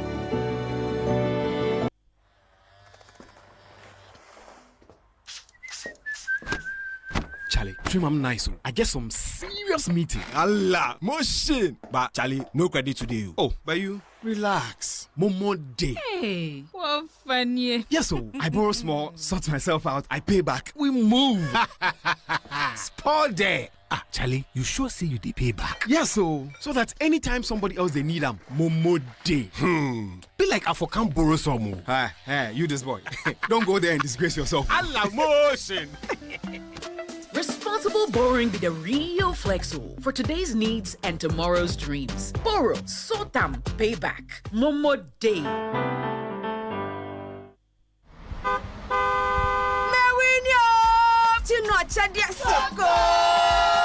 Buy any promo pack of Gino tomato mix, Gino pepper and onion, or Gino jollof tomato mix. Cut open the sachet, find the code inside, text the code free of charge to *844*99#. There's over $2.5 million series in airtime to be won, plus amazing appliances and the grand rewards, a brand new car, and an all expenses paid trip to a dream destination. This advert is FDA approved. This promo is regulated by the NLA on the Caritas Lottery platform. Terms and conditions apply. Okay, I'll see you soon. Why, baby? Hey, my Mr. Enra, my boyfriend, I could see about *959# when you phone so. Now when we Anita, I don't want doggy park. Oh, one swa. I could see us answer about number one. I am wondering now. And then there was so yummy show, Papa B. Now me the toss me short, sexy dress, no. Now Mrs. Samiti. Now me yummy nails, no. So come on. Oh, no. Me fa uba. Make a do some small 1-2 rounds. Be answer me doing her. No way, chia. Hey, Nana so he for order. So Chinese any wine Papa B. And they mean this I check no. Hey, Anita. Na sa ni mia when you hear TV bi no. Also say sound. No to prepared. Na me chilly esimu. I no go fit sweat like that. See fine girl. Hey, Anita. Jesus. Baby I want to know jinawa. Mr. Remember dial *959#. Oh, iPhone app akotoma ono. Na wan gase nya usika so ate. Sister, next time kati call no what? Dial *959# and I call 590mobile.com.gh. Not to be 590 mobile. Head down some. Is your electricity bill too high? Let me show you how to control your energy costs and save a lot of money. Make maximum use of daylight. Use LED lights and open your windows to create a cross airflow. Only turn the fan on to slow or medium speed when needed. Adjust the temperature of your refrigerator to the optimum range of 5 degrees Celsius to 7 degrees Celsius and the freezers to -18 degrees Celsius. Use your AC wisely. Don't set the temperature lower than 25 degrees Celsius. It consumes consumes about 70% of the electricity in your homes. Change outdated equipment like motors, pumps, compressors, and boilers to energy-efficient ones. Conduct a systemic audit and improve the efficiency of your significant energy users. Implement a standardized energy management system like the ISO 50001. Visit www.valcotrustfund.gov.gh for more energy-saving tips and messages to save more money. This energy conservation advice is brought to you by the Ministry of Energy, Energy Foundation, Valco Trust Fund, PURC, ECG, Bui Power Authority, Gridco, and VRA. Control your energy cost and save money. Madam, give me fufu elaisu, please. Do you have beef? Yes, please. Give me. Do you have salmon? Yes. Give me. Do you have tilapia?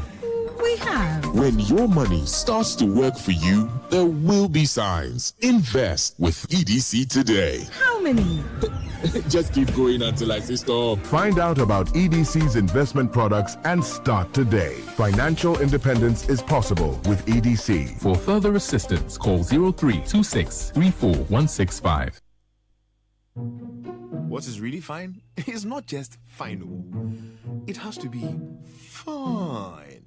Because fine is better than fine. It cannot be just fine.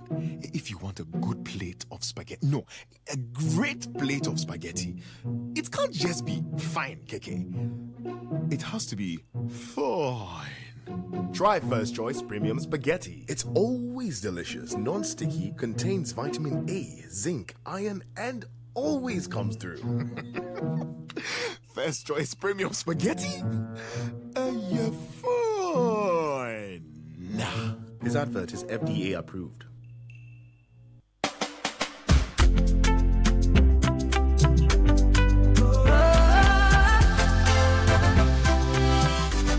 From the heart of Africa we stand, building dreams across the land. Every step we did your side, helping you rise, taking you higher. Strong as a group, close as a partner. Bank of Africa lifting you higher. African Bank with global reach. BOA make your future glow. Strong as a group, close as a partner. Bank of Africa lifting you higher. African Bank with global reach.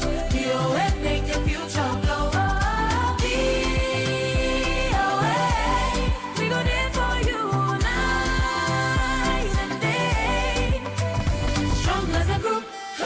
Partner, Bank of Africa lifting you higher.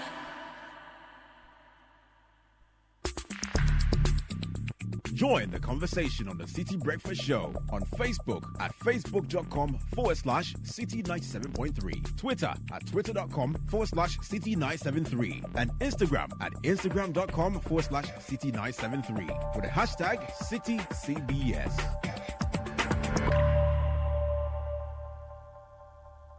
This is the Citi Breakfast Show. The city's biggest conversation. The Citi Breakfast Show. Rise above the noise.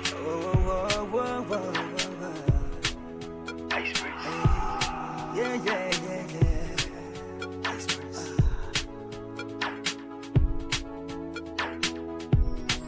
Ice Prince.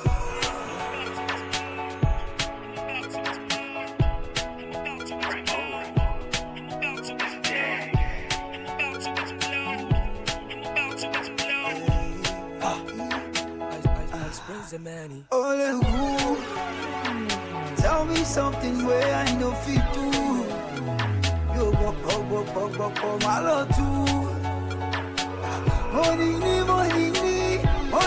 Modeji, I hope you're ready, cause it's only who feeling the boy, she feeling the boy, feeling the boy, she feeling the boy, feeling the boy, she feeling the boy.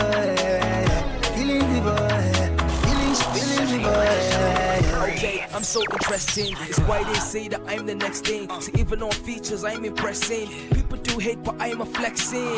Yeah, I learned a lesson. They throw me shots, but I'm a chesting. I'm far from pop, my pop is resting. My flow so bad, my tongue is vexing. Yeah, no one is testing. I'm best by far, is what I'm guessing. 1, 2, 3, I win like wrestling. How can I lose? I'm with the best team. Yeah, I'm the boy with the fire. DJs give me more speed than a tire. Seen it all, done it all, sang in the choir. Feeling like I'm 10 here, I wanna go higher. Yeah. Tell me something where I know fit to. You go, my lord too. Money, Modeji, I hope you're ready, cause it's only cool. Feeling the boy, feeling the boy, feeling the boy.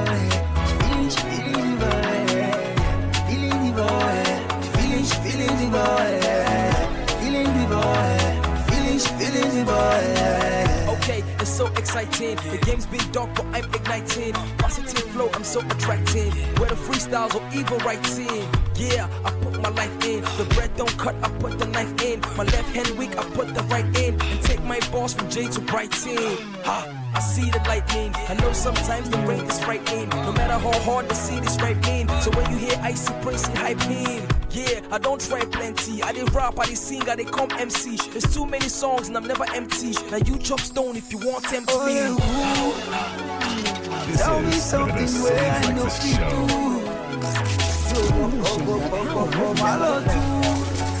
The City.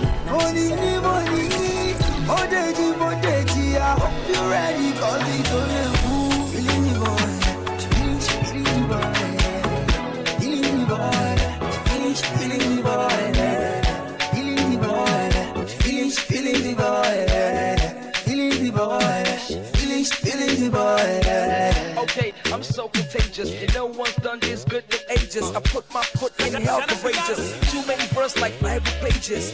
Yeah, and I hope they play this so I can grow up from low to apex until my account is fat and shapeless. Too many songs, but mine is latest. Yeah, so love I hate this. I'm getting my cake, I'm on the cake list. Beating my chest like all.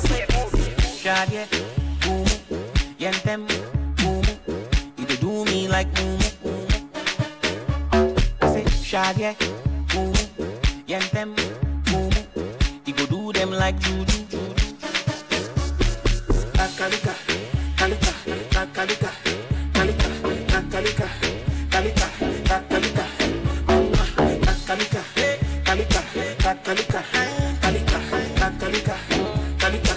kalika, Gaba, hey gaba, see them around, no hide for the tights, gonna, we know the shake mana, wanna, we know the fear, wanna, they know the see, say we know be in for that, wanna, them all are informants, Kalika, if I the dance and the just manica, low key with the caterpillar, you go see one day, we go 10 to killer, Kalika, if I the dance and the just manica, low key with the caterpillar, you go see one day, we go 10 to killer, Give us some money, no be problem. On the block. Alright, I'm back again. Do you know what time it is? Straight up. Alright, what's up? Listen. I bank him another game, I'm missing my Michelle, she been on the throat, so winking up. I come off and not to chill me, young Bimbuna, and with Simba reason, I the real day, you ma, oh, Pieball, what did I dear great, you ma, what a tama, Tama Fahin, Tibuni Tema, the Mamma, my dear, Nipa Pasukrapoma, and guess I'm a legion who may prove Biasoma. I shall win up about the young Conqua, just some pipe, a few rice, one genoa, but Temabuano, Mini Bin Timamua, Ono Jamabakari, eh, Billy Patakwa, as I see that the Via Mona Movenia, Mamma, Pivia, Mosia Yamua, Fiaka, as on to be a man, Sakana, but the whole I'll talk to 5 Lady Bianca. If you want to join my brother, if you get you man to do fear, so too maybe a bar.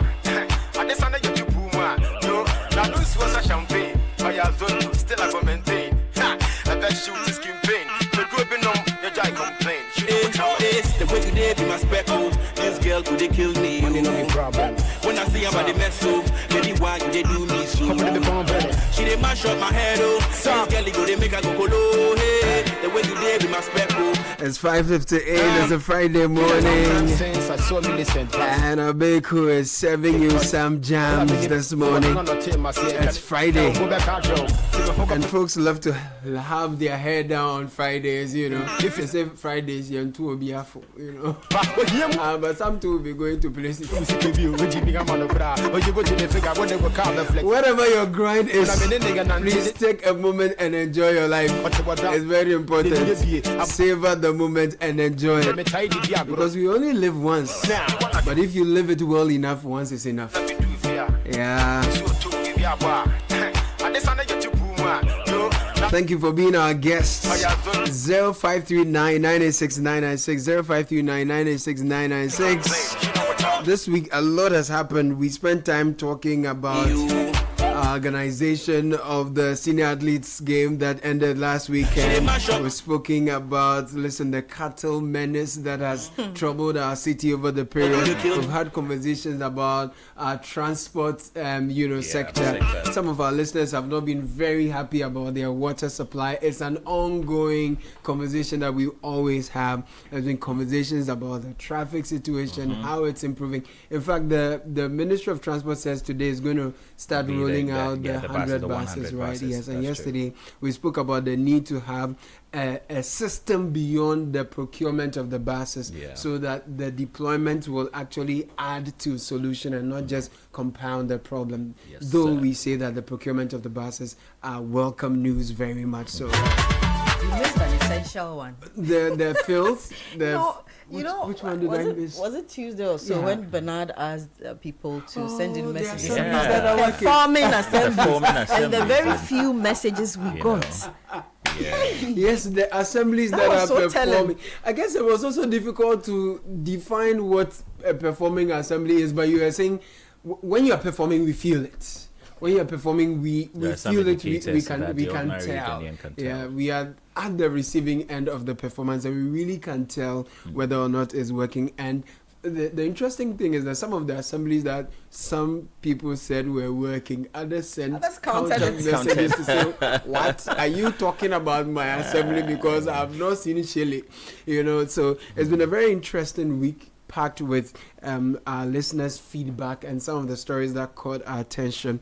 So what I'll do this morning is I'll do an open mic. I'll just ask my friends who are in the studio with me today to tell me what's on their mind. It could be anything. So what makes you happy, what you are not happy about. So we will get into that. And then you can also join in and share with me what some of your frustrations are. Indeed, it's been raining quite heavily this week, and we've seen issues of floods. I think a story caught my attention. There's a particular part of the Ga East, there's a river, and this is the Pantime village, if you know there. And I raised concerns in the past about how people have been filling it and building on that particular stretch. I saw videos of how vehicles are getting stuck in that stretch. Dakubi River. Thank you very much. And the calls for the assembly to do something about it. So I want to just open it up so that we can have a conversation. It's Friday, so if you're happy, I want to hear what's making you happy. And if anything concerns you, I am interested this morning. I have a wide appetite to hear anything that's on your mind. I have a few things on my mind. I'm sure Kakra and Samuel also do. In the meantime, if you're dreaming of studying abroad or taking the IELTS test, if you've been scammed or charged unnecessary fees just to submit your study abroad applications, IDP Education, our counseling and application support services are completely free. And we help you save finances while you secure genuine opportunities abroad. So your journey begins with IDP Education Ghana. We are your trusted global partner for study abroad services and IELTS testing. IDP offers expert free support for study abroad applications to the UK, US, and your favorite destinations. So please visit us. We are at Osu Akweje in Adum Nsuase in Kumasi. So call 020-256-6614. Book your IELTS test today. Speak to your counselors and take the first step toward your future abroad. Anytime the alarm goes off, life starts asking questions. Campus, office, hustle, dreams, all waiting to be chased. Now, these are moments when you need something that helps you show up and keep going. Cowbell Coffee stays with us every single moment, because when we grind for the exam, when we push deadlines at work, when we cook up the next big idea, Cowbell Coffee gives us the creamy taste, rich coffee aroma to kickstart our day right and enjoy it anytime, because success doesn't just happen overnight. It's the little moments, the early mornings and the late nights, and through it all, Cowbell Coffee day with you. Cowbell Coffee with you every moment. Ghana, good morning. We all know that life doesn't wait for payday, whether it's school fees, a business emergency, or finally starting that project. You need a partner who says yes, and that partner is Blue Financial Services Ghana Limited. With the Blue iFinance app, you can get a loan disbursed in as little as 4 hours. No long queues, no endless paperwork. And if you are looking to grow your money, Blue investment rates are among the most competitive in the country. So don't just survive, thrive. Download the Blue iFinance app on the App Store or Play Store. Call 0303 968 196. WhatsApp us directly 0501 609 958. Follow us on socials, Blue FSGH, Blue Financial Services, Trust in Blue.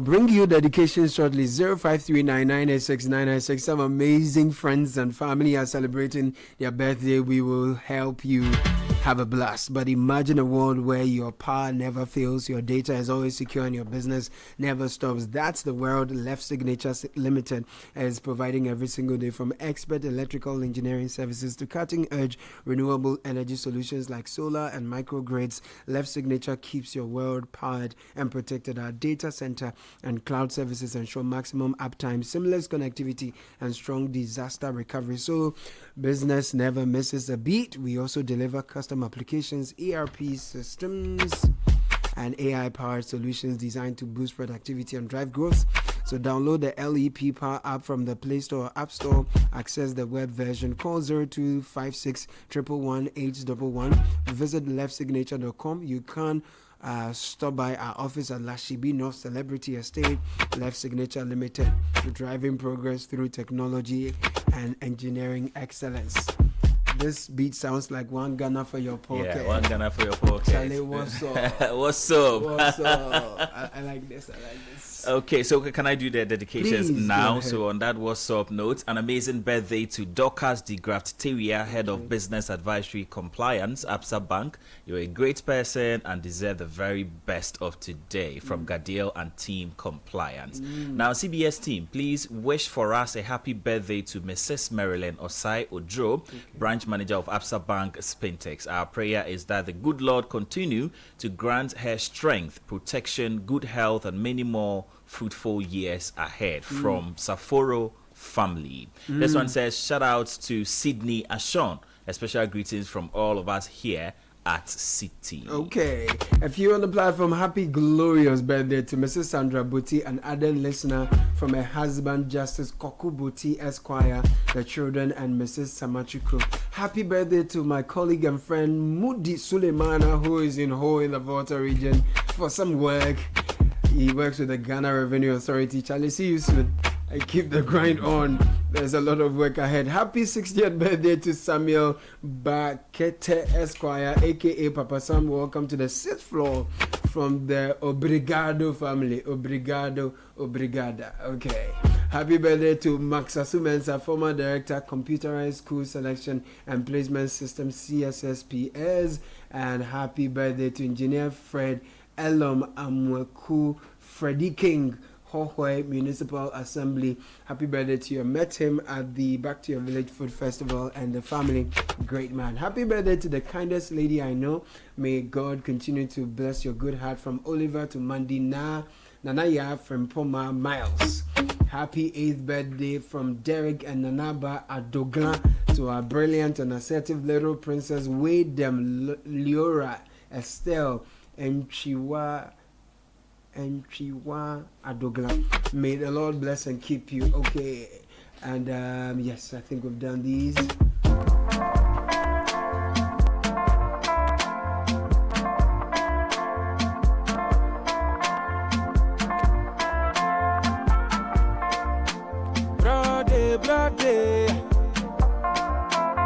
Brother, many a jet fuck. My Jumaju ada Friday. Me a Kumasi Bama.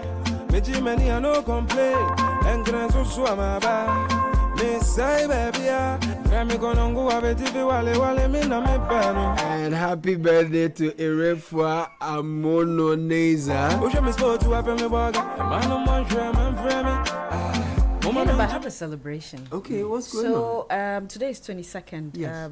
20th May marked exactly 1 year of my being with the Citi team. Okay. It's a year. It's a year already. I'm a year old today. That's happy birthday to you. Like that. I thought you'd have said it with some cake and some other accompaniment. And some now, Mark. to confess, I forgot, and Facebook reminded you. Nice. But yeah, it's time has flown so fast. Really quickly. It's been a year, and it's been a year worthwhile. Absolutely. Joining the Citi team. Absolutely. And I'm happy to be a part of it, Uncle Sam. Yeah, man. 1 minute, be an Arsenal name. Is she an Arsenal fan? No, she's not. But you know, once you've won the league, I think she is. Leading towards you. Once you've won the league, congratulations. But I'm not a fan. So you're saying that the celebration can... Hey, but Uncle Sam, red glasses, red t-shirts, red mug. Yeah, it's intentional. It's an Arsenal moment. Yeah, no, we are painting everywhere. I'm telling you. If I double. Professor, I'm good to see you. Oh, you know what can there? If a butang. She okay.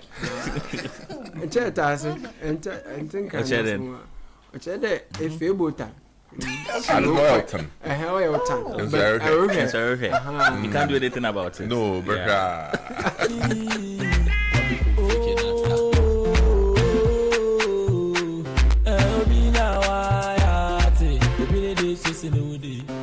Obinya wayo, obile de susuru wudi po. Obinya wayo, obile de susuru wudi po. Obinya wayo, obile de susuru wudi. Obinya wayo, obile de susuru wudi po.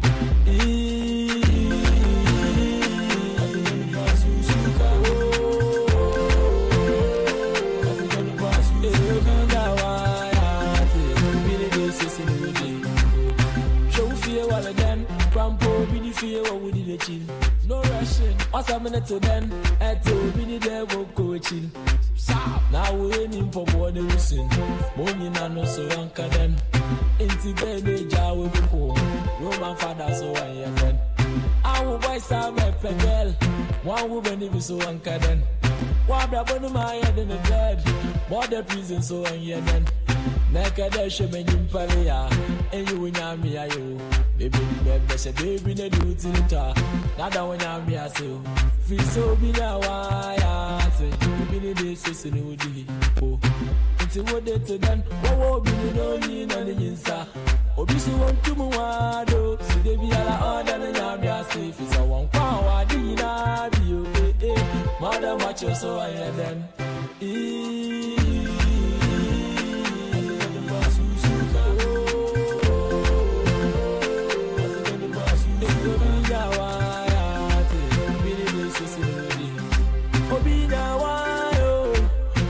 Susinu dipo, obinya wayo,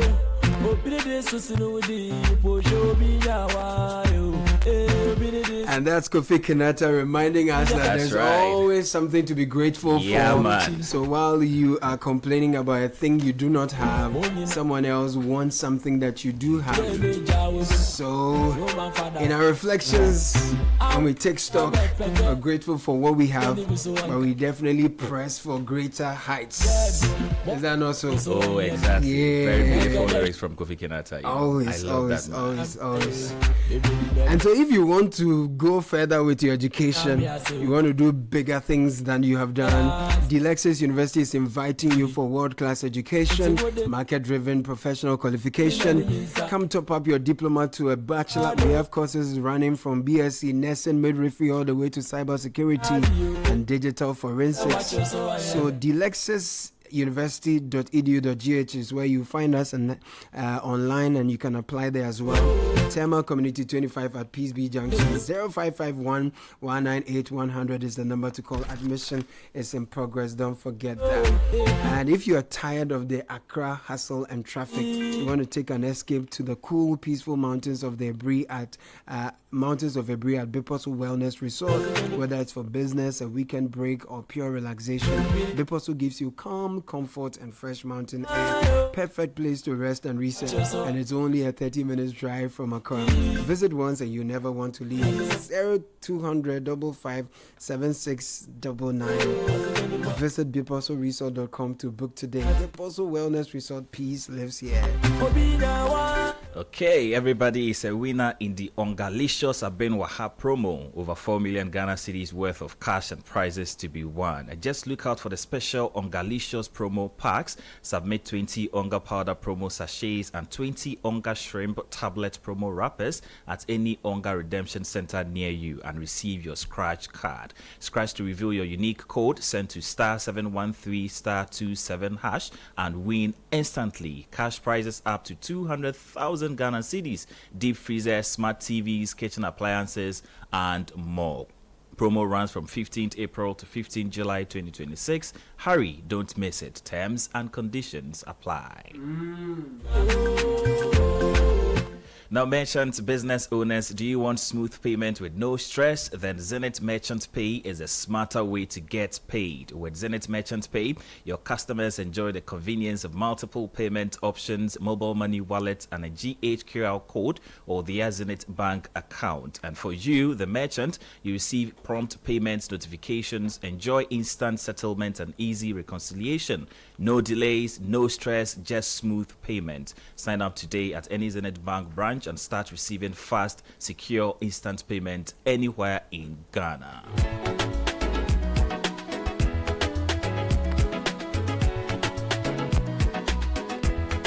And while we are at it, imagine your next vacation fully paid, unforgettable, and within reach. By simply using your ABSA card, you can win an exclusive trip to two to Mauritius. Spend 350 Ghana cedis to earn an entry and enjoy additional chances with every qualifying transaction via your ABSA card or ABSA digital platforms. 9 additional customers will also be rewarded with an all-expense paid weekend escape at a selected resort in Ghana.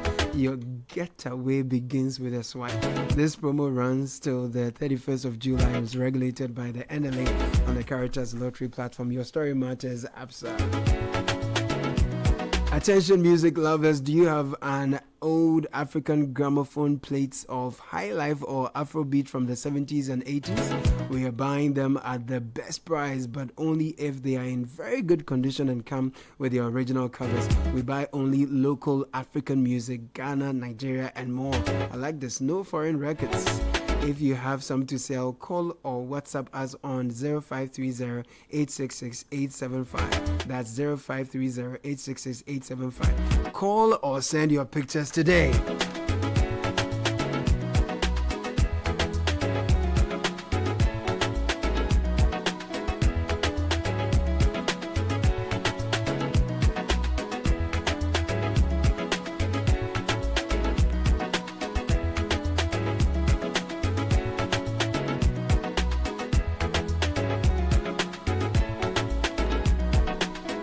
You know, I'm thinking, as you told us that it's been a year since you joined us, I'm thinking that in the space of a year, I mean, what are some of the things that we passionately highlight and talk about that has improved?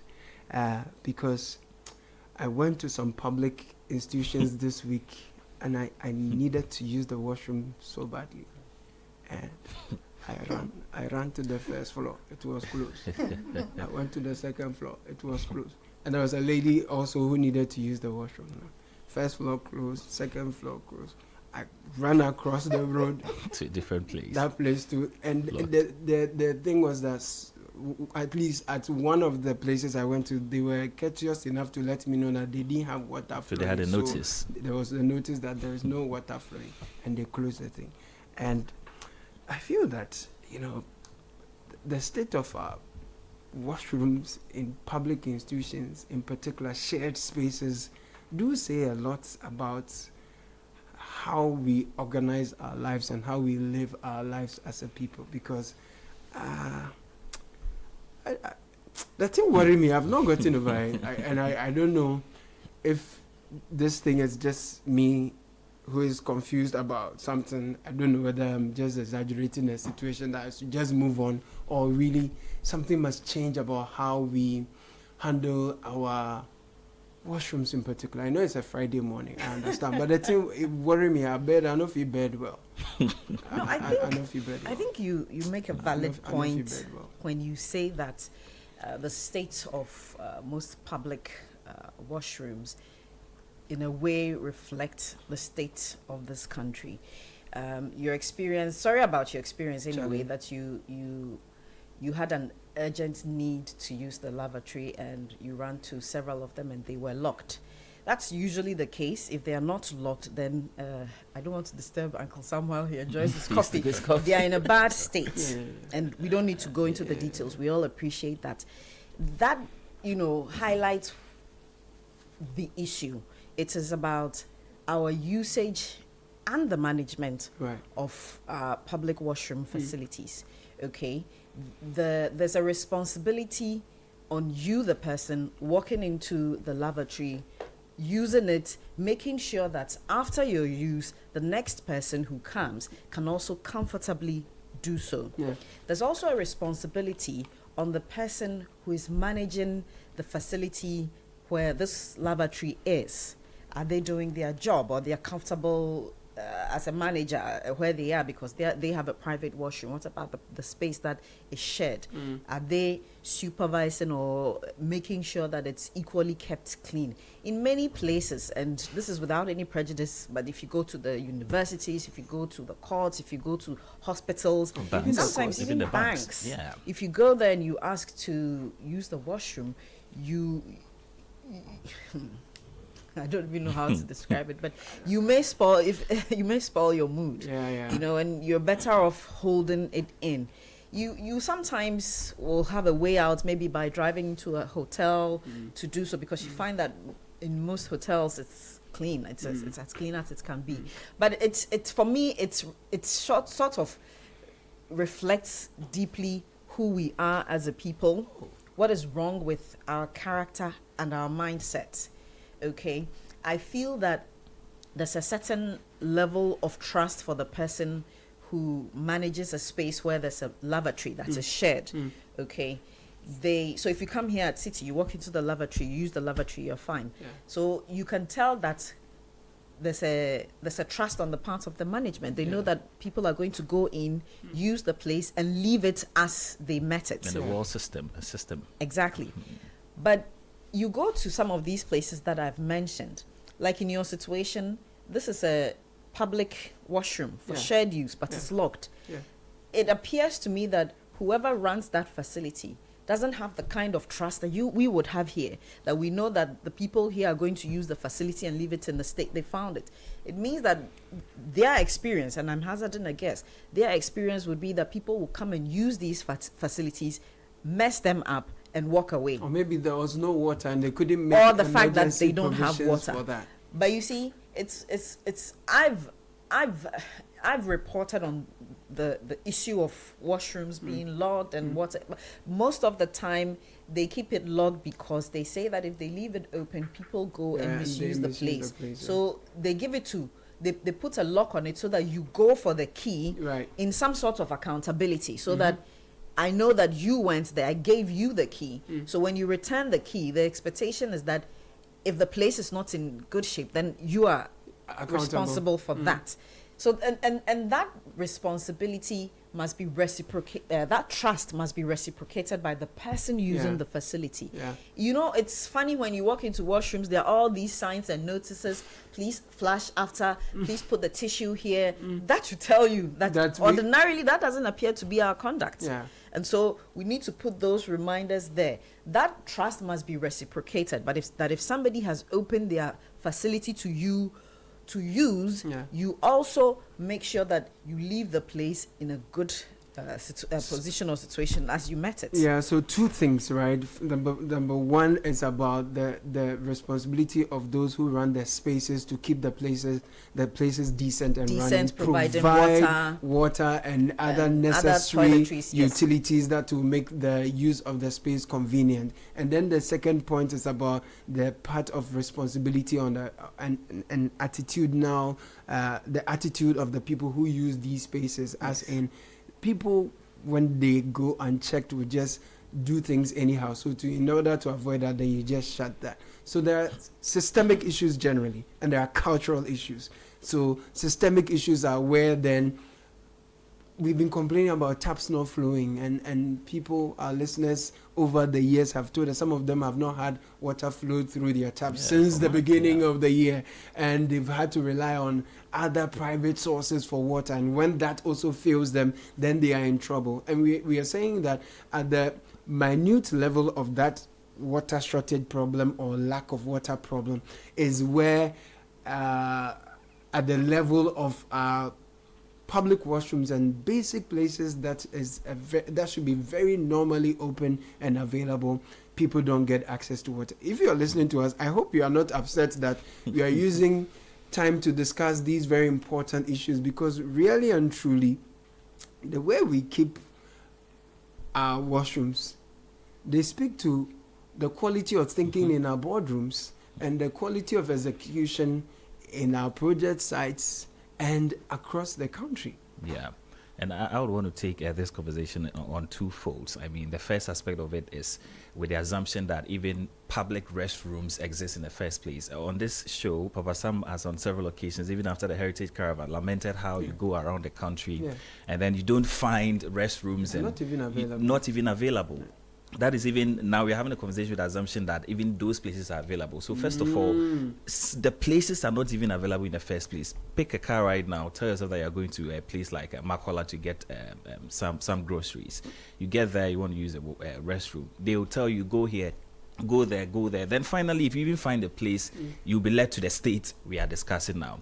So I think it's in two folds. The first is with the unavailability of the spaces. Now, how did we get there? I think we failed to plan accordingly for some of these services, because visionary leaders will notice that, look, population grows, right? And so the state of facilities available now won't be enough for the next couple to cater for the number of people who will come in the years to come. And we fail to plan accordingly. We've had situations where, I don't know if you've had experience with that, some landlords even convert their restrooms to, rooms so that they get much more money. That should tell us our thinking about some of these facilities like restrooms. Now let's come to the matter of the place not being, kept in a proper manner. And Kakra has highlighted how it has got to do with our attitude, the attitude and the thinking that, look, even if I'm to leave it anyhow, it is somebody's responsibility to come and get it cleaned up. Because of that mentality, most often people go there and then they don't do what is expected of them, right? You meet a place, even if you go to meet a place in a very nice manner, you end up leaving the place in a very not so good manner, thinking that somebody has been paid to do it. So that mentality needs to be off. Once we know that, look, somebody has been paid to do this, but once I've gone to meet it in this manner, I need to ensure that the place is kept properly for the next person to also come and use it. Who's responsible? My thoughts now is: are we taking for granted? Are we taking for granted the fact that perhaps there could be a good number of the populace who may not know how to properly use these spaces? And so then, how are we training? Number one, what is the culture? What is the education that goes into the use of these spaces? Because sometimes we make the assumption, for example, like we started by saying, why aren't the washrooms functional? And then he draws our attention to the fact that, well, you may not even have the washrooms existing to have them function. And that's a good point. Are we discussing washrooms in buildings, public buildings, or public spaces generally? So open spaces. Yes. So the first point, it's more of yes, washrooms generally, yes, in but buildings. they are shared. Yes.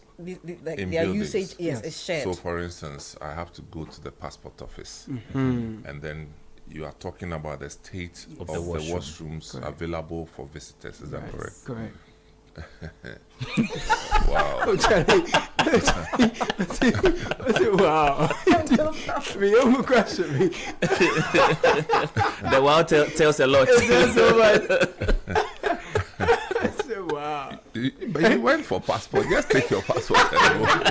No, I had the call. Why do you want to give yourself trouble? I had the call. So, you know, we attended a crusade many years ago at Circle. Many years ago. And the pastor was praying for some people. And that this guy came with glasses. And the pastor says to remove the glasses. So he wants to pray for him so that he won't have use of the glasses again. So this pastor prayed and then asked the guy that who are there? The guy said me who. Then he said no, so he did it. Then he removed the glass again. Who are there? Me. The guy said yes.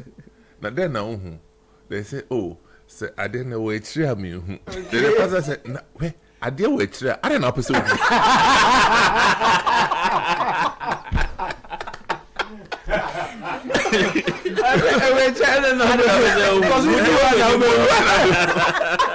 So if you go to the passport office, just take your passport and leave. What do you want to see in the washroom? No, Samuel, it's but on a more serious note, I think we should look. Yesterday we were talking about the local assemblies and stuff like that. Elsewhere, the geographical areas are mapped out such that in fact there's a ratio of how public toilets are placed in the communities. There's, I'm telling you, a determined ratio to distribute their location. Exactly, that within a certain determined space, you should have a number of public toilets accessible to the public. Okay, so if I'm going to the passport office, and passport office, please forgive me for using you as an example, you know, and I think I have to use the washroom. There should be within a reasonable distance. I should have access to something. You understand? So if it's not there, then it puts unnecessary pressure on the use of the limited available toilets in the passport office. This is what it is, you know. So at times when I see, you see people standing by the roadside actually peeing, and we all shout, "Why is he normal? Why is he doing that?" But in my mind, I say, "But where should he do it?" Okay, nature's call. Where else? Actually, by the road, No, where? That's the question you should be answering. Right. Is it not normal for somebody to pee? It is very normal. So if the state hasn't made provisions for that, why do you blame the person if they do it anywhere? There's a structure issue. Yeah. Absence of the facilities. For those of us who grew up in Accra Central, Gamashi, most homes did not have toilets. True. In fact, some homes did not have bathrooms at all. Yes. So you go to the public bathroom to go and pay. I'm telling you. Well, I don't remember paying though. Okay, but fine. And they I were mean, I in was good a kid. condition. Well, I was a kid, but I'm just saying that that you know the community provided. Yeah. Okay. And so people knew where to go to. Right. Now it's just non-existent. So how do we resolve this kind of situation? Okay, because if you're going to open your, if you like, toilets to the public just like that, imagine how much you're going to spend in cleaning the place. So it's a catch-22 situation that we find ourselves in. That yes, it's let's keep it clean so long as we have it. Right. Elsewhere, they actually restrict the usage to validated visitors. Right. So if you're not there for the business that they offer you, so it's a bank. So you only, as a customer, have until we access. get to the point where we have public facilities. Those of you who have these toilets, we are begging you, the ministries, the public agencies, government agencies. If you go to some of these places and the witch from your hometown has followed you there, and your stomach begins to do crawl, and you enter, you may disgrace yourself. Because we are told to take in a day up to 2.7 to 3.7 liters of water in a day. But I know many people, once they step out, they won't drink too much water, just so that they don't have to have use for our places because they are bad. And I hear Samens when he talks about the fact that we need to make provision for the structures and have in mind, calculate and know the density of the population density per square area and provide the facilities to commensurate the numbers. Because if there are too many people and the demand for the place is high, but the supply is little, then of course the misuse and abuse will set in. And all of that. Now, here's sometimes when he also says that when you see people peeing by the roadside, you are disgusted and all. Now, it's become very normal. Yeah. It's too frequent to see people. But the point is, as you blame them, what are the alternatives within the space that they find themselves? Exactly. And I think it's a very important point Papa Sam makes because I just pulled out something from Ghana Statistical Service, a report, and they say that before you go into the detail, I think there's a perspective. Samens has put this conversation in perspective, and I think it's important to reiterate that, and it also explains the fundamental of this issue. So he's making the point that there appears to be an infrastructural deficit with public washrooms. And so public spaces or public buildings now have that burden of catering for that gap. Yes. And so there's pressure on some of these institutions, overuse, misuse, etc. Please carry on. I just wanted to bring that perspective. Yeah, I was making a point that the Ghana Statistical Service, its latest report, stated that 25.2% of urban households have no private toilet and must walk to a public facility every single day. What that means is that about 1.3 million households do not have toilet facilities. Now the question really is, where should they go to? And if they are to go to those public, toilet facilities, they are non-existent. So they will end up going to the place we all know. And I imagine that if they also do not have the facilities, then what kind of culture have they been engaged in? Because over the years, the question next is, what are they doing? Open defecation, because we have up to 5.8 million Ghanaians currently who are engaged in open defecation. So if they've been doing open defecation for a long time, sometimes even when they find the facility is in a good shape, they still may want to prefer what they are used to, or when they have the new facilities, they may not be cultured well to use them in a manner that is acceptable, right? As we're speaking, some people are sending me messages to mention some specific institutions that they think but calm down for me today. I like that you introduced the word culture, and we've built a culture, a washroom culture, where similarly with refuse, where it's sort of not my business what happens to me doing my business, okay? What happens to my refuse? It's not my business.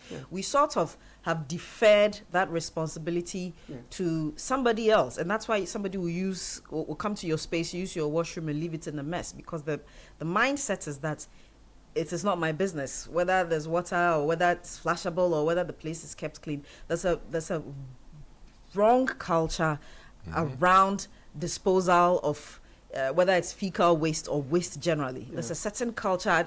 I don't know how best to explain it. Very bad. Very bad. Samuel, you have a lot to say on this one. No, very bad culture. I'm telling you. You know, again, back in the day, every community had a baller. Yeah. True. Yeah. Okay. Yeah. And our concerns regarding the disposal ended where we disposed of the baller. Yeah. Okay. Yeah. We never aftermath talk through what happens to the dump site. True. Okay. True. But society is evolving. And this is what we are saying. The problems we are having today, other countries had it several years ago. And they figured out ways to do it. You understand? In Europe and other parts of the Western world, before you build a facility that is meant to provide a certain kind of service to the public, it is required that you make space for toilets. Right. I don't know about Ghana. I don't know. But even that, in the UK, every entertainment service facility that is into food, alcohol, beverages, that will open from 10 p.m. and over, it is legally mandated that you make your toilets available to customers. Oh, right. You understand? So what I'm saying is that we need to wake up to the realities of our time and start fashioning out things that will solve our problems. Yeah. We can't turn a blind eye to it and then expect that things will just get better. So on the building code and whether or not it's mandatory to have toilet facilities in same, especially for visitors. For visitors, yes. For visitors. That's important. As for building, it exists because, and just in case you're listening to us and you're wondering, why are they spending time on this particular conversation? If you look at the numbers with respect to infections that Ghanaians, contract through unkempt places and some of the issues related to washrooms, is staggering. And in fact, last year in July, the president had instructed, and here's it means that this issue has even caught the attention of the president. He also is minded to comment about it. And he said that no building permit without toilet facilities. Mahama instructs assemblies. And the story says President John Mahama has directed all district assemblies to withhold building permits for any construction project that do not include adequate sanitation facilities. And the move forms part of intensified efforts to eradicate 1, open defecation, 2, a continuing problem that poses serious risks to public health, and 3, the environment in various regions across the country. I think it's easier going forward, especially when we are building new communities. Yeah. Okay.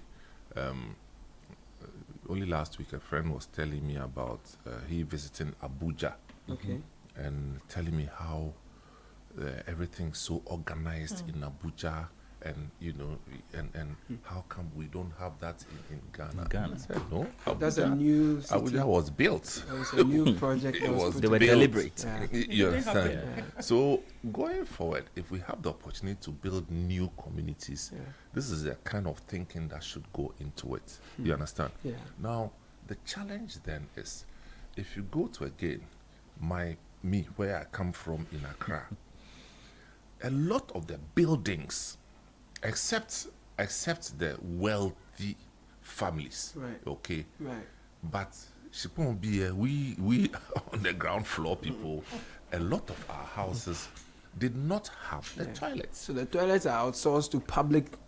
Exactly. Yeah. We used to go to Auzagomi. Do you know Auzagomi? In Timber Market. Anybody who lives in that area. So down the Palladium Nakab. You go run to the place. So I'm just telling you. So these were built and people lived there. Yeah. Guess what? Now they have to find ways of if like inserting the toilets into the built that is where the space problem without is. space. That is where the problem is. Okay, you have to go to again my family house in Otublo home. As I speak now, there's no toilet there. Wow. Well, practically nobody lives there now. But what I'm saying is that some of the structures don't even have spaces to even. Yes, because if you know Accra proper, everybody is in a small space. And nobody is going to relinquish their space for you to use it. You understand? Yeah. Talking about the new spaces and the Abuja kind of example. As for new spaces, it's easy to instruct. But what happens to the built-up spaces? Yes, for this that one, one, we need, as a matter of necessity, to find a solution. To find a solution by providing the public spaces, decent public spaces, even if they have to pay to use it. So be it. You understand? Yeah. Because if you're traveling from here to Kumasi, you get to where we stop on your way to Kumasi. What's the name? The Bonsu Junction. The Bonsu Junction and the other one. They have public toilets. They do. And they keep it fairly neat. You understand? I mean, it's not a place you are going to sit and read graphics, but for the purposes, I think that. So I'm just looking at a thing like that as a model.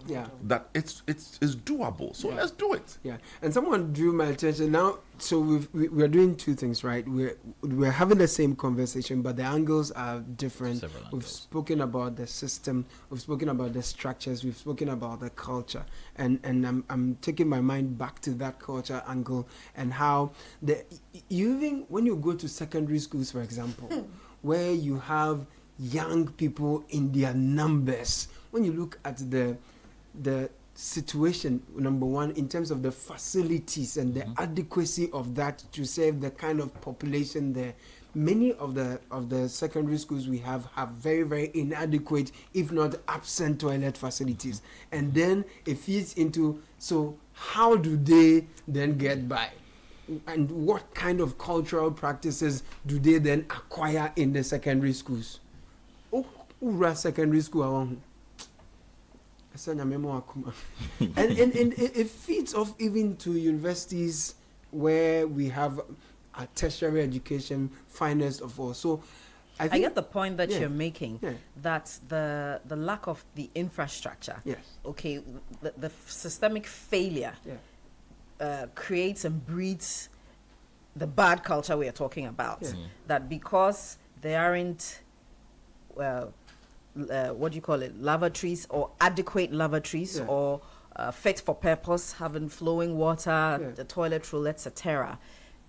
People have to do by, okay, and so that's why you have people doing SOS, etc. And so the failure of the system sort of creates a culture. And unfortunately, even when we find ourselves sometimes in places where the system responds to your needs, the system is responsive, there's infrastructure, is fit for purpose, the culture has unfortunately not changed or doesn't live up to that. There's it's ownership of the public space, and I don't know how to put it. So you are trained to behave in a certain way. You don't have ownership of it. You defer its maintenance to somebody else. So because the understanding is that you're just there to use the place, not necessarily clean it. But so those are some of the things that maybe we should look at in terms of our education.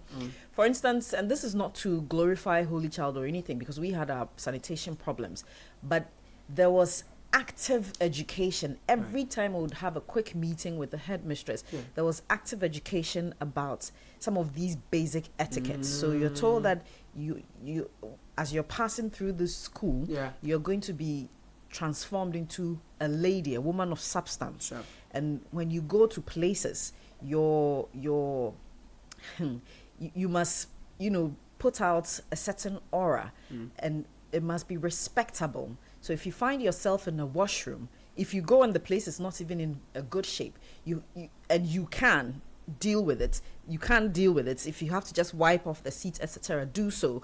Use the place and then keep it clean and you walk out. That's the kind of trend. So I feel that in our homes, in our schools, even in churches, some of the public education, we should put out some of some public education to sort of conscientize people to deal with, because there's a mindset to it as well, to deal with it, that there should be a certain collective ownership. Uncle Sam talked about in his early days the community having facilities available. Once everybody knew this was ours, once there was that collective ownership, we all use it, we all share it, we all keep it running cleanly. Yeah, that's very important. I have some messages, so please, any of you can help with that. This one says, "Hi CBS team. As for the washrooms at the mall, God bless the people there. They keep it so neat." This is Kluje from Medina. Right. Good morning, Citi CBS. You want to make a point on that? Just to touch on that quickly, you notice that in spaces where the cleaning of such areas are given out on contracts, and there is always someone there constantly. The place is always in top form. So it's just an observation. That's true. This one says, "Good morning, Citi CBS. Until we fix the sanitary situation in our senior high school so that students can learn what normal or standard toiletry is, the mess will not be reprogrammed out of people. People show up in university halls and end up doing all manner of crazy and messy behavior." That is Albert from Abelinkwe. My name is Dennis Kali from La. Every day you go to a public place and you see the washrooms in a messy state. People litter the floor with tissue, pure water rubbers, and all kinds of waste. Some don't even flush. Others splash water everywhere. It's disrespectful to the next person, and it creates a health hazard for all of us. The truth is, this is a mindset problem, and mindset change has to start early. I believe we should introduce hygiene and sanitary conduct as part of the school curriculum from class 1. Teach children how to use a toilet properly, how not to litter, and why keeping public spaces clean matters. If we catch them young, by the time they grow up, it becomes second nature. If we want clean public places, we can't leave it to cleaners alone. It starts with each one of us, and it starts in the classroom. Thank you. That's my take. That is from Dennis Kale from La. And it's actually a mandatory act for public places to have compulsory washrooms to serve both patrons and other users who may need help. We need the fundamentals fixed. Kweku Ananse from Manso. Very important.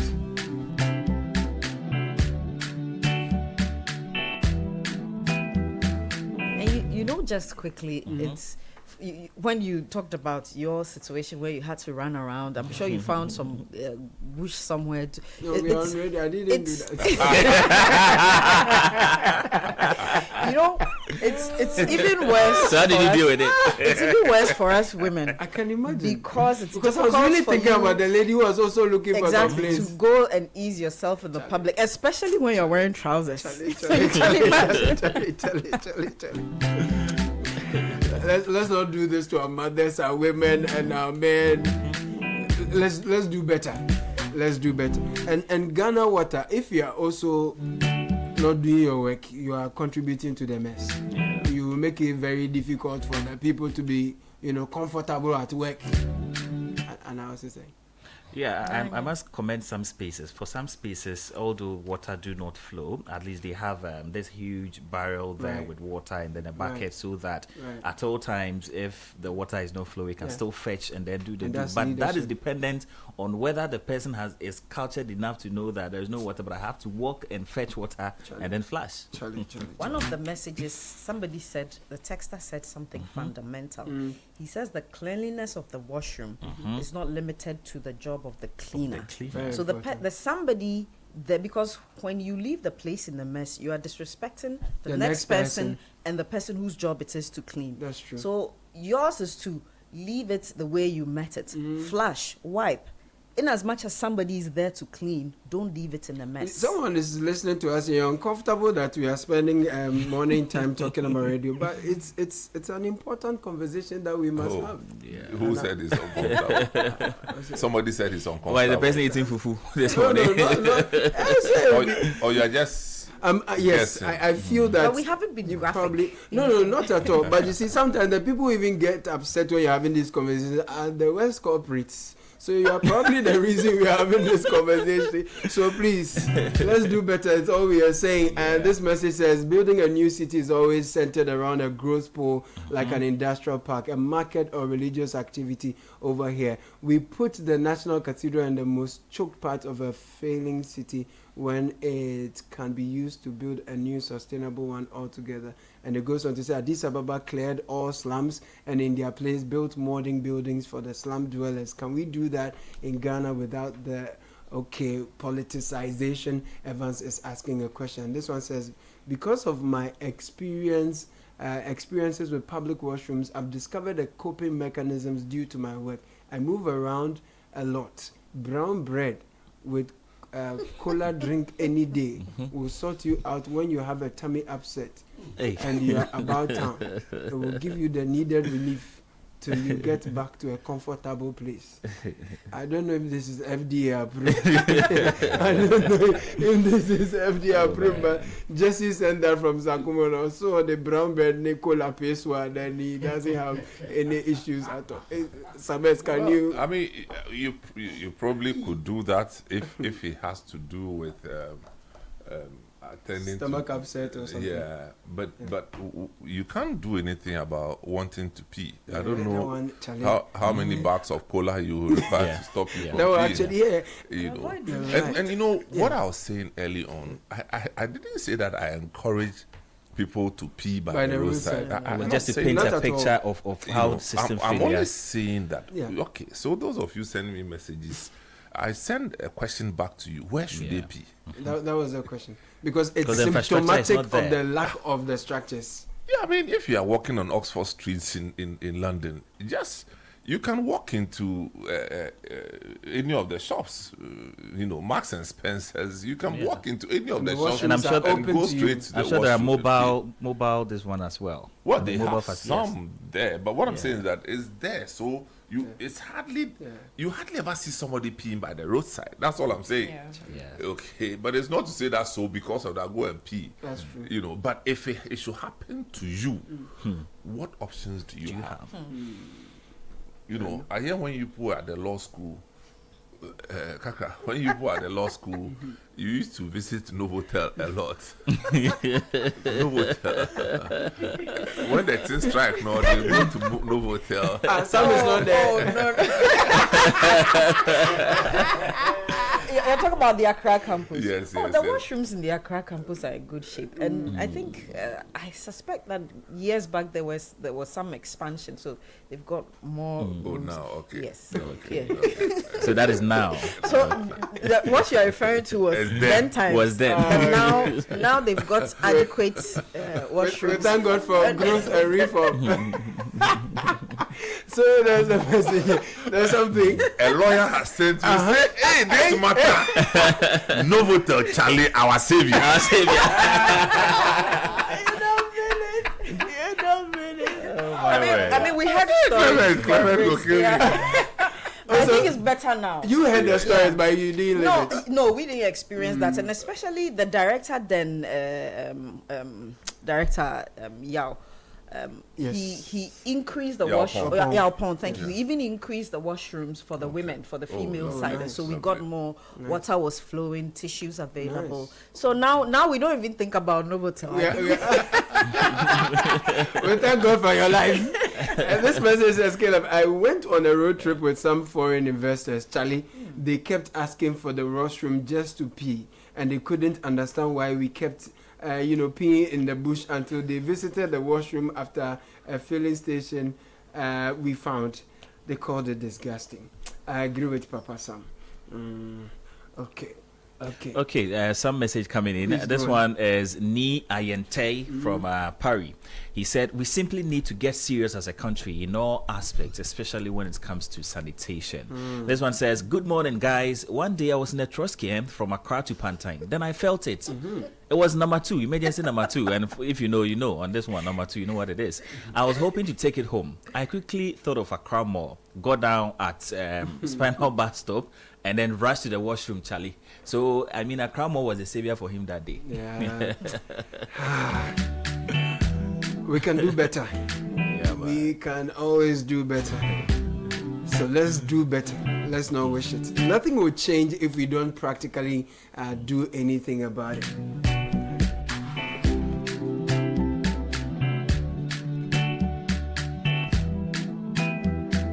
Novotel, Accra City Hotel, is our savior in that enclave. Oh, okay. Turns out that they are doing the Lord's work beyond law school. It looks like beyond law school. Wow. Novotel should be giving some tax breaks for saving people in the enclave.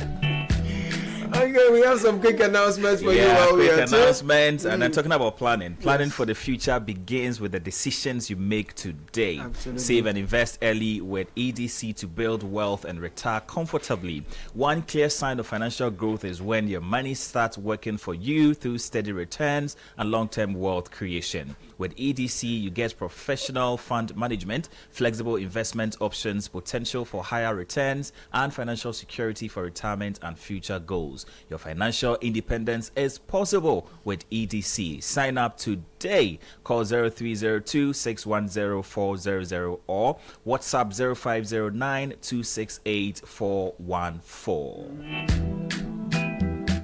The biggest football tournament is here, and DSTV is giving you front row seats to all the action live. It's the FIFA World Cup 2026, and it's that time when everything can wait, even sleep can wait. Oh, with 48 teams participating, this World Cup has all the makings of history.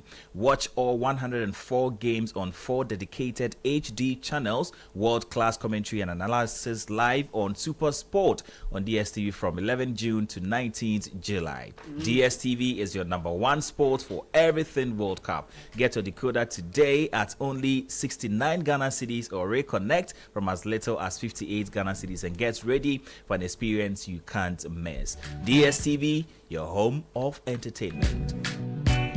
And everyone is a winner on Galicious. A Big Maha promo is ongoing. Over 4 million Ghana cedis worth of cash up for grabs. The prizes as well. So just look out for the special on Galicious promo pack. Submit 20 Onga powder promo sachets and 20 Onga shrimp tablets promo wrappers at any of our redemption centers. You'll receive a scratch card. Scratch it, review your unique code, send it to *713*27# and win instantly. Cash prizes are up to 200,000 Ghana cedis, deep freezers, smart TVs, kitchen appliances, and so much more up for grabs. This ends on the 15th of July, so do not miss it. And if you want the best of flavor in every sip, please discover the refreshing taste of Piva beverages. We have Piva Cola, Piva Orange, Piva Cocktail, Piva Grape, and Piva Tangy. Grab yours today. Available now at a local store near you. 05500322331. Piva beverages, a taste you will love. Ready to level up your future? Make Academic City University your first choice. At Academic City, students don't just learn, they build, innovate, and lead. Our graduates work with global companies like Apple, Goldman Sachs, and Ernst & Young, while others are building startups and driving innovation across Africa. Academic City offers innovative undergraduate and postgraduate programs in engineering, business administration, communication, AI, data science, and cybersecurity. We are also the first university in sub-Saharan Africa to offer undergraduate programs in nuclear engineering and unnamed aerial systems engineering. Professional development courses are also available. Admissions are now open. Call 053-101-2236 or visit act.edu.gh. Academic City University, educating future-ready leaders.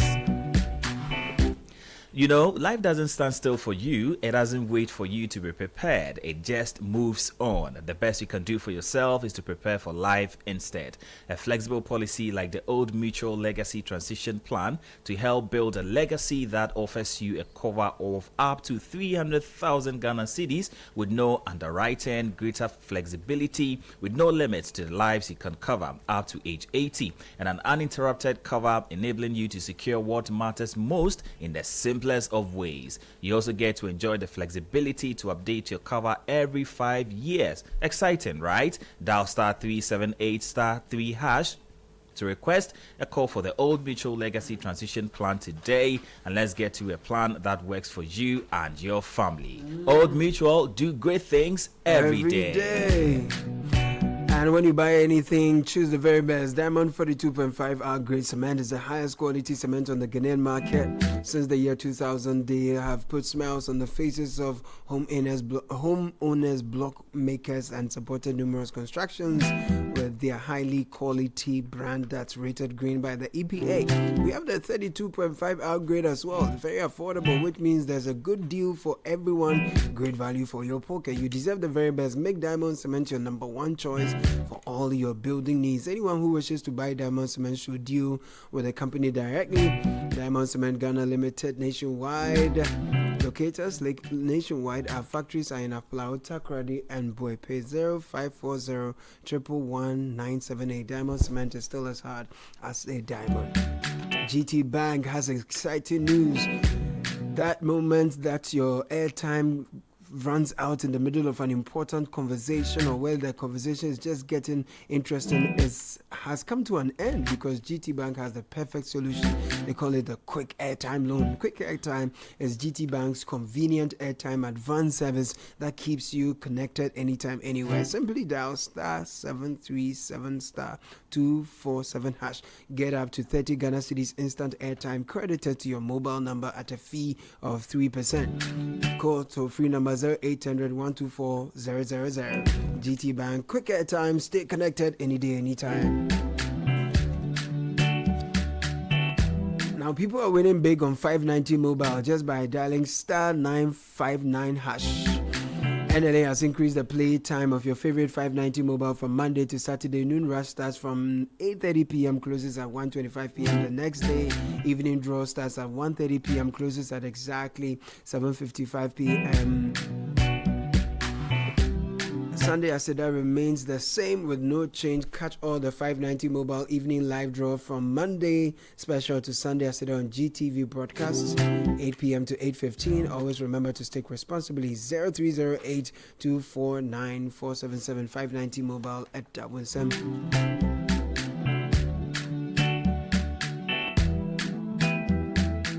We'll take a very quick break. When we return, there is more. This is the City Breakfast Show, the city's biggest conversation. June is for business here at Citi FM and Channel 1 TV. This June, the ideas get bolder and the future of Ghanaian business takes center stage. Welcome to the Citi Business Festival 2026. For the entire month of June, 97.3 Citi FM and Channel 1 TV bring together the thinkers, builders, innovators, and dreamers shaping the future of enterprise in Ghana. From powerful business fora that spark meaningful conversations to insightful on-air discussions with industry leaders and change makers, to stories of resilience, innovation, and ambition from Ghanaian entrepreneurs. This is more than a festival. It is a movement of ideas, strategy, and impact. Whether you're starting small, scaling big, or simply dreaming of your next breakthrough, the Citi Business Festival is your platform to learn, connect, and grow.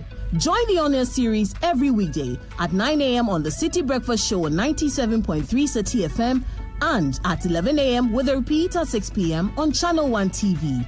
This June, let's challenge businesses. Let's refine ideas. Let's create impact. Call 0205 973 973 for further details. Citi Business Festival 2026. Driving ideas into impact. The Citi Business Festival 2026 is powered by 97.3 Citi FM and Channel 1 TV in partnership with Absa Bank. And it's proudly sponsored by Absa Bank, MTN, Zondatech Ghana Limited, and Petra Trust.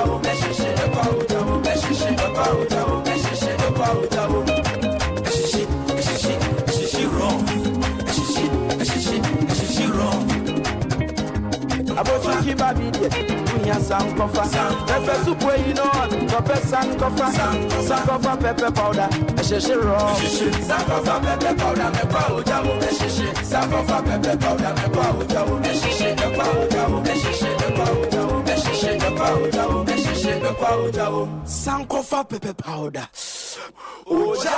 FDA Aji Ejadi Nkrato Yatum.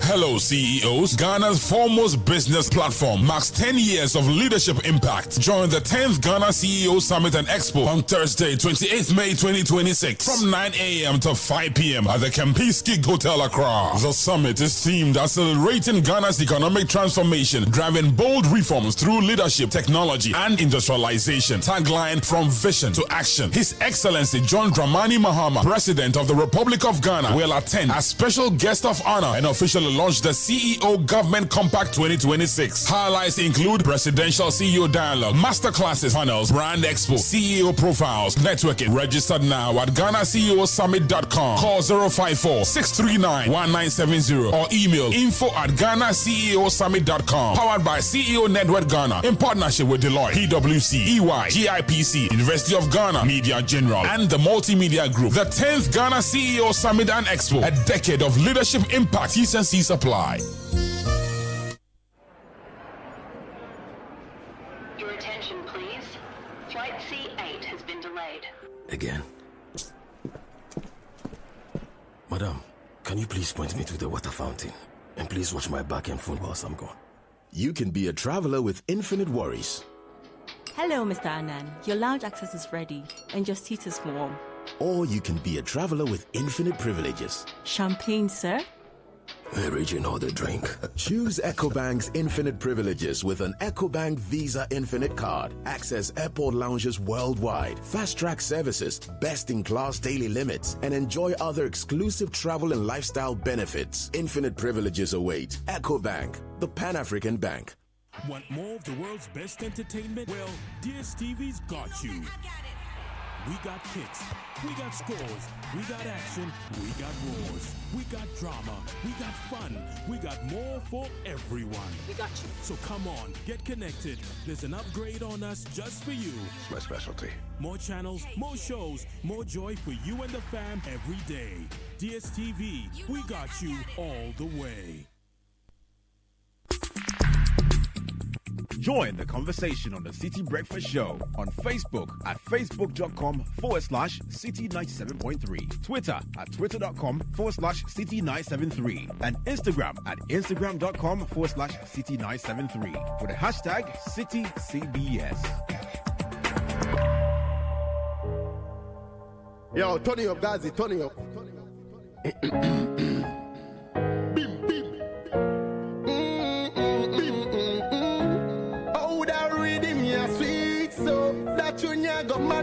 This is the City Breakfast Show, the city's biggest conversation.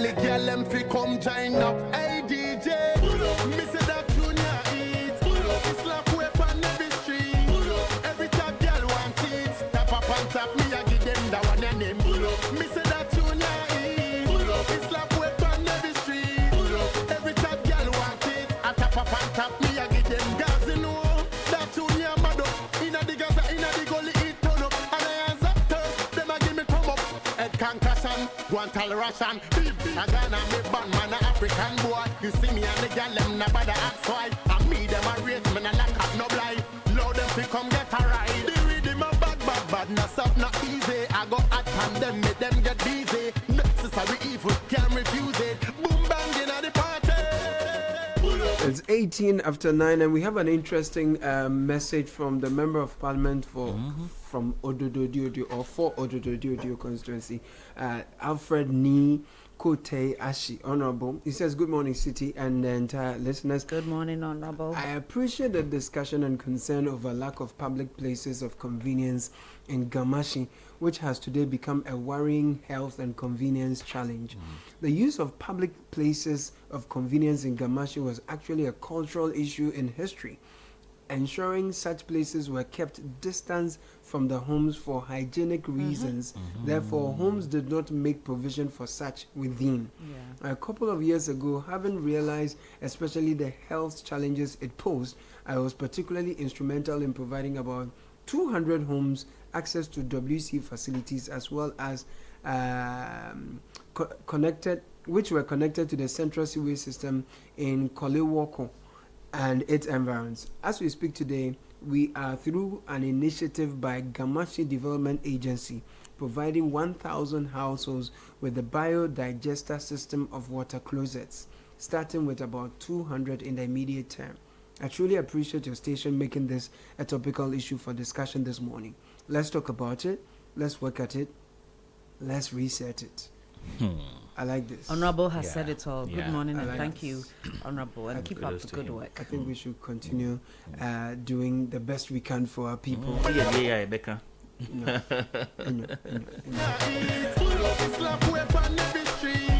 Every time girl want it, tap up on top me, I give them that one and name. Me say that junior it's slap whip on every street.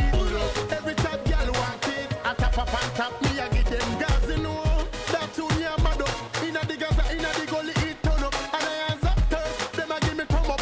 Head concussion, go and tell Russia. Some quick announcements and I get back to your messages. And I still have Kakra and Akom in the studio. The biggest football tournament is here, and DSTV is giving you front row seats to all the action live. FIFA World Cup 2026, and that time, it's that time when everything can wait. With 48 participating teams, this World Cup has all the markings of history. Watch all 104 games on 4 dedicated HD channels, world-class commentary and analysis live on Super Sports on DSTV from 11th June to the 19th of July. DSTV is your #1 spot for everything World Cup.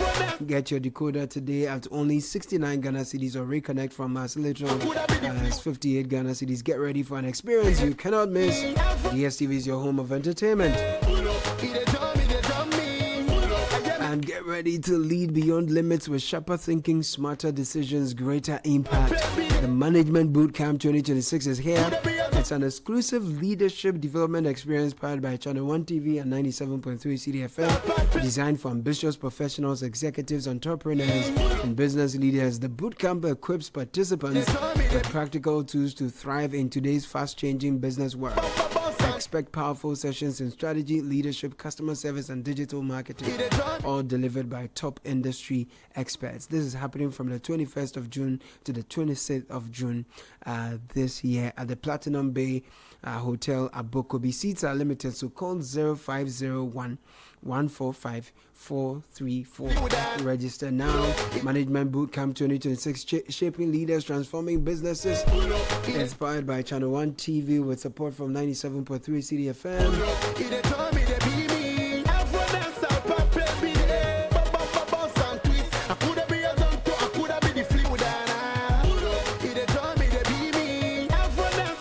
And June is for business. Engines are heating up, ideas are flowing, conversations are about to get real. The Citi 6 is here for the entire month of June. 97.3 Citi FM, Channel 1 TV have turned the spotlight on the people, the passion, the power behind the Ghanaian businesses. From bold conversations at our business, shaping leaders, transforming businesses. Inspired.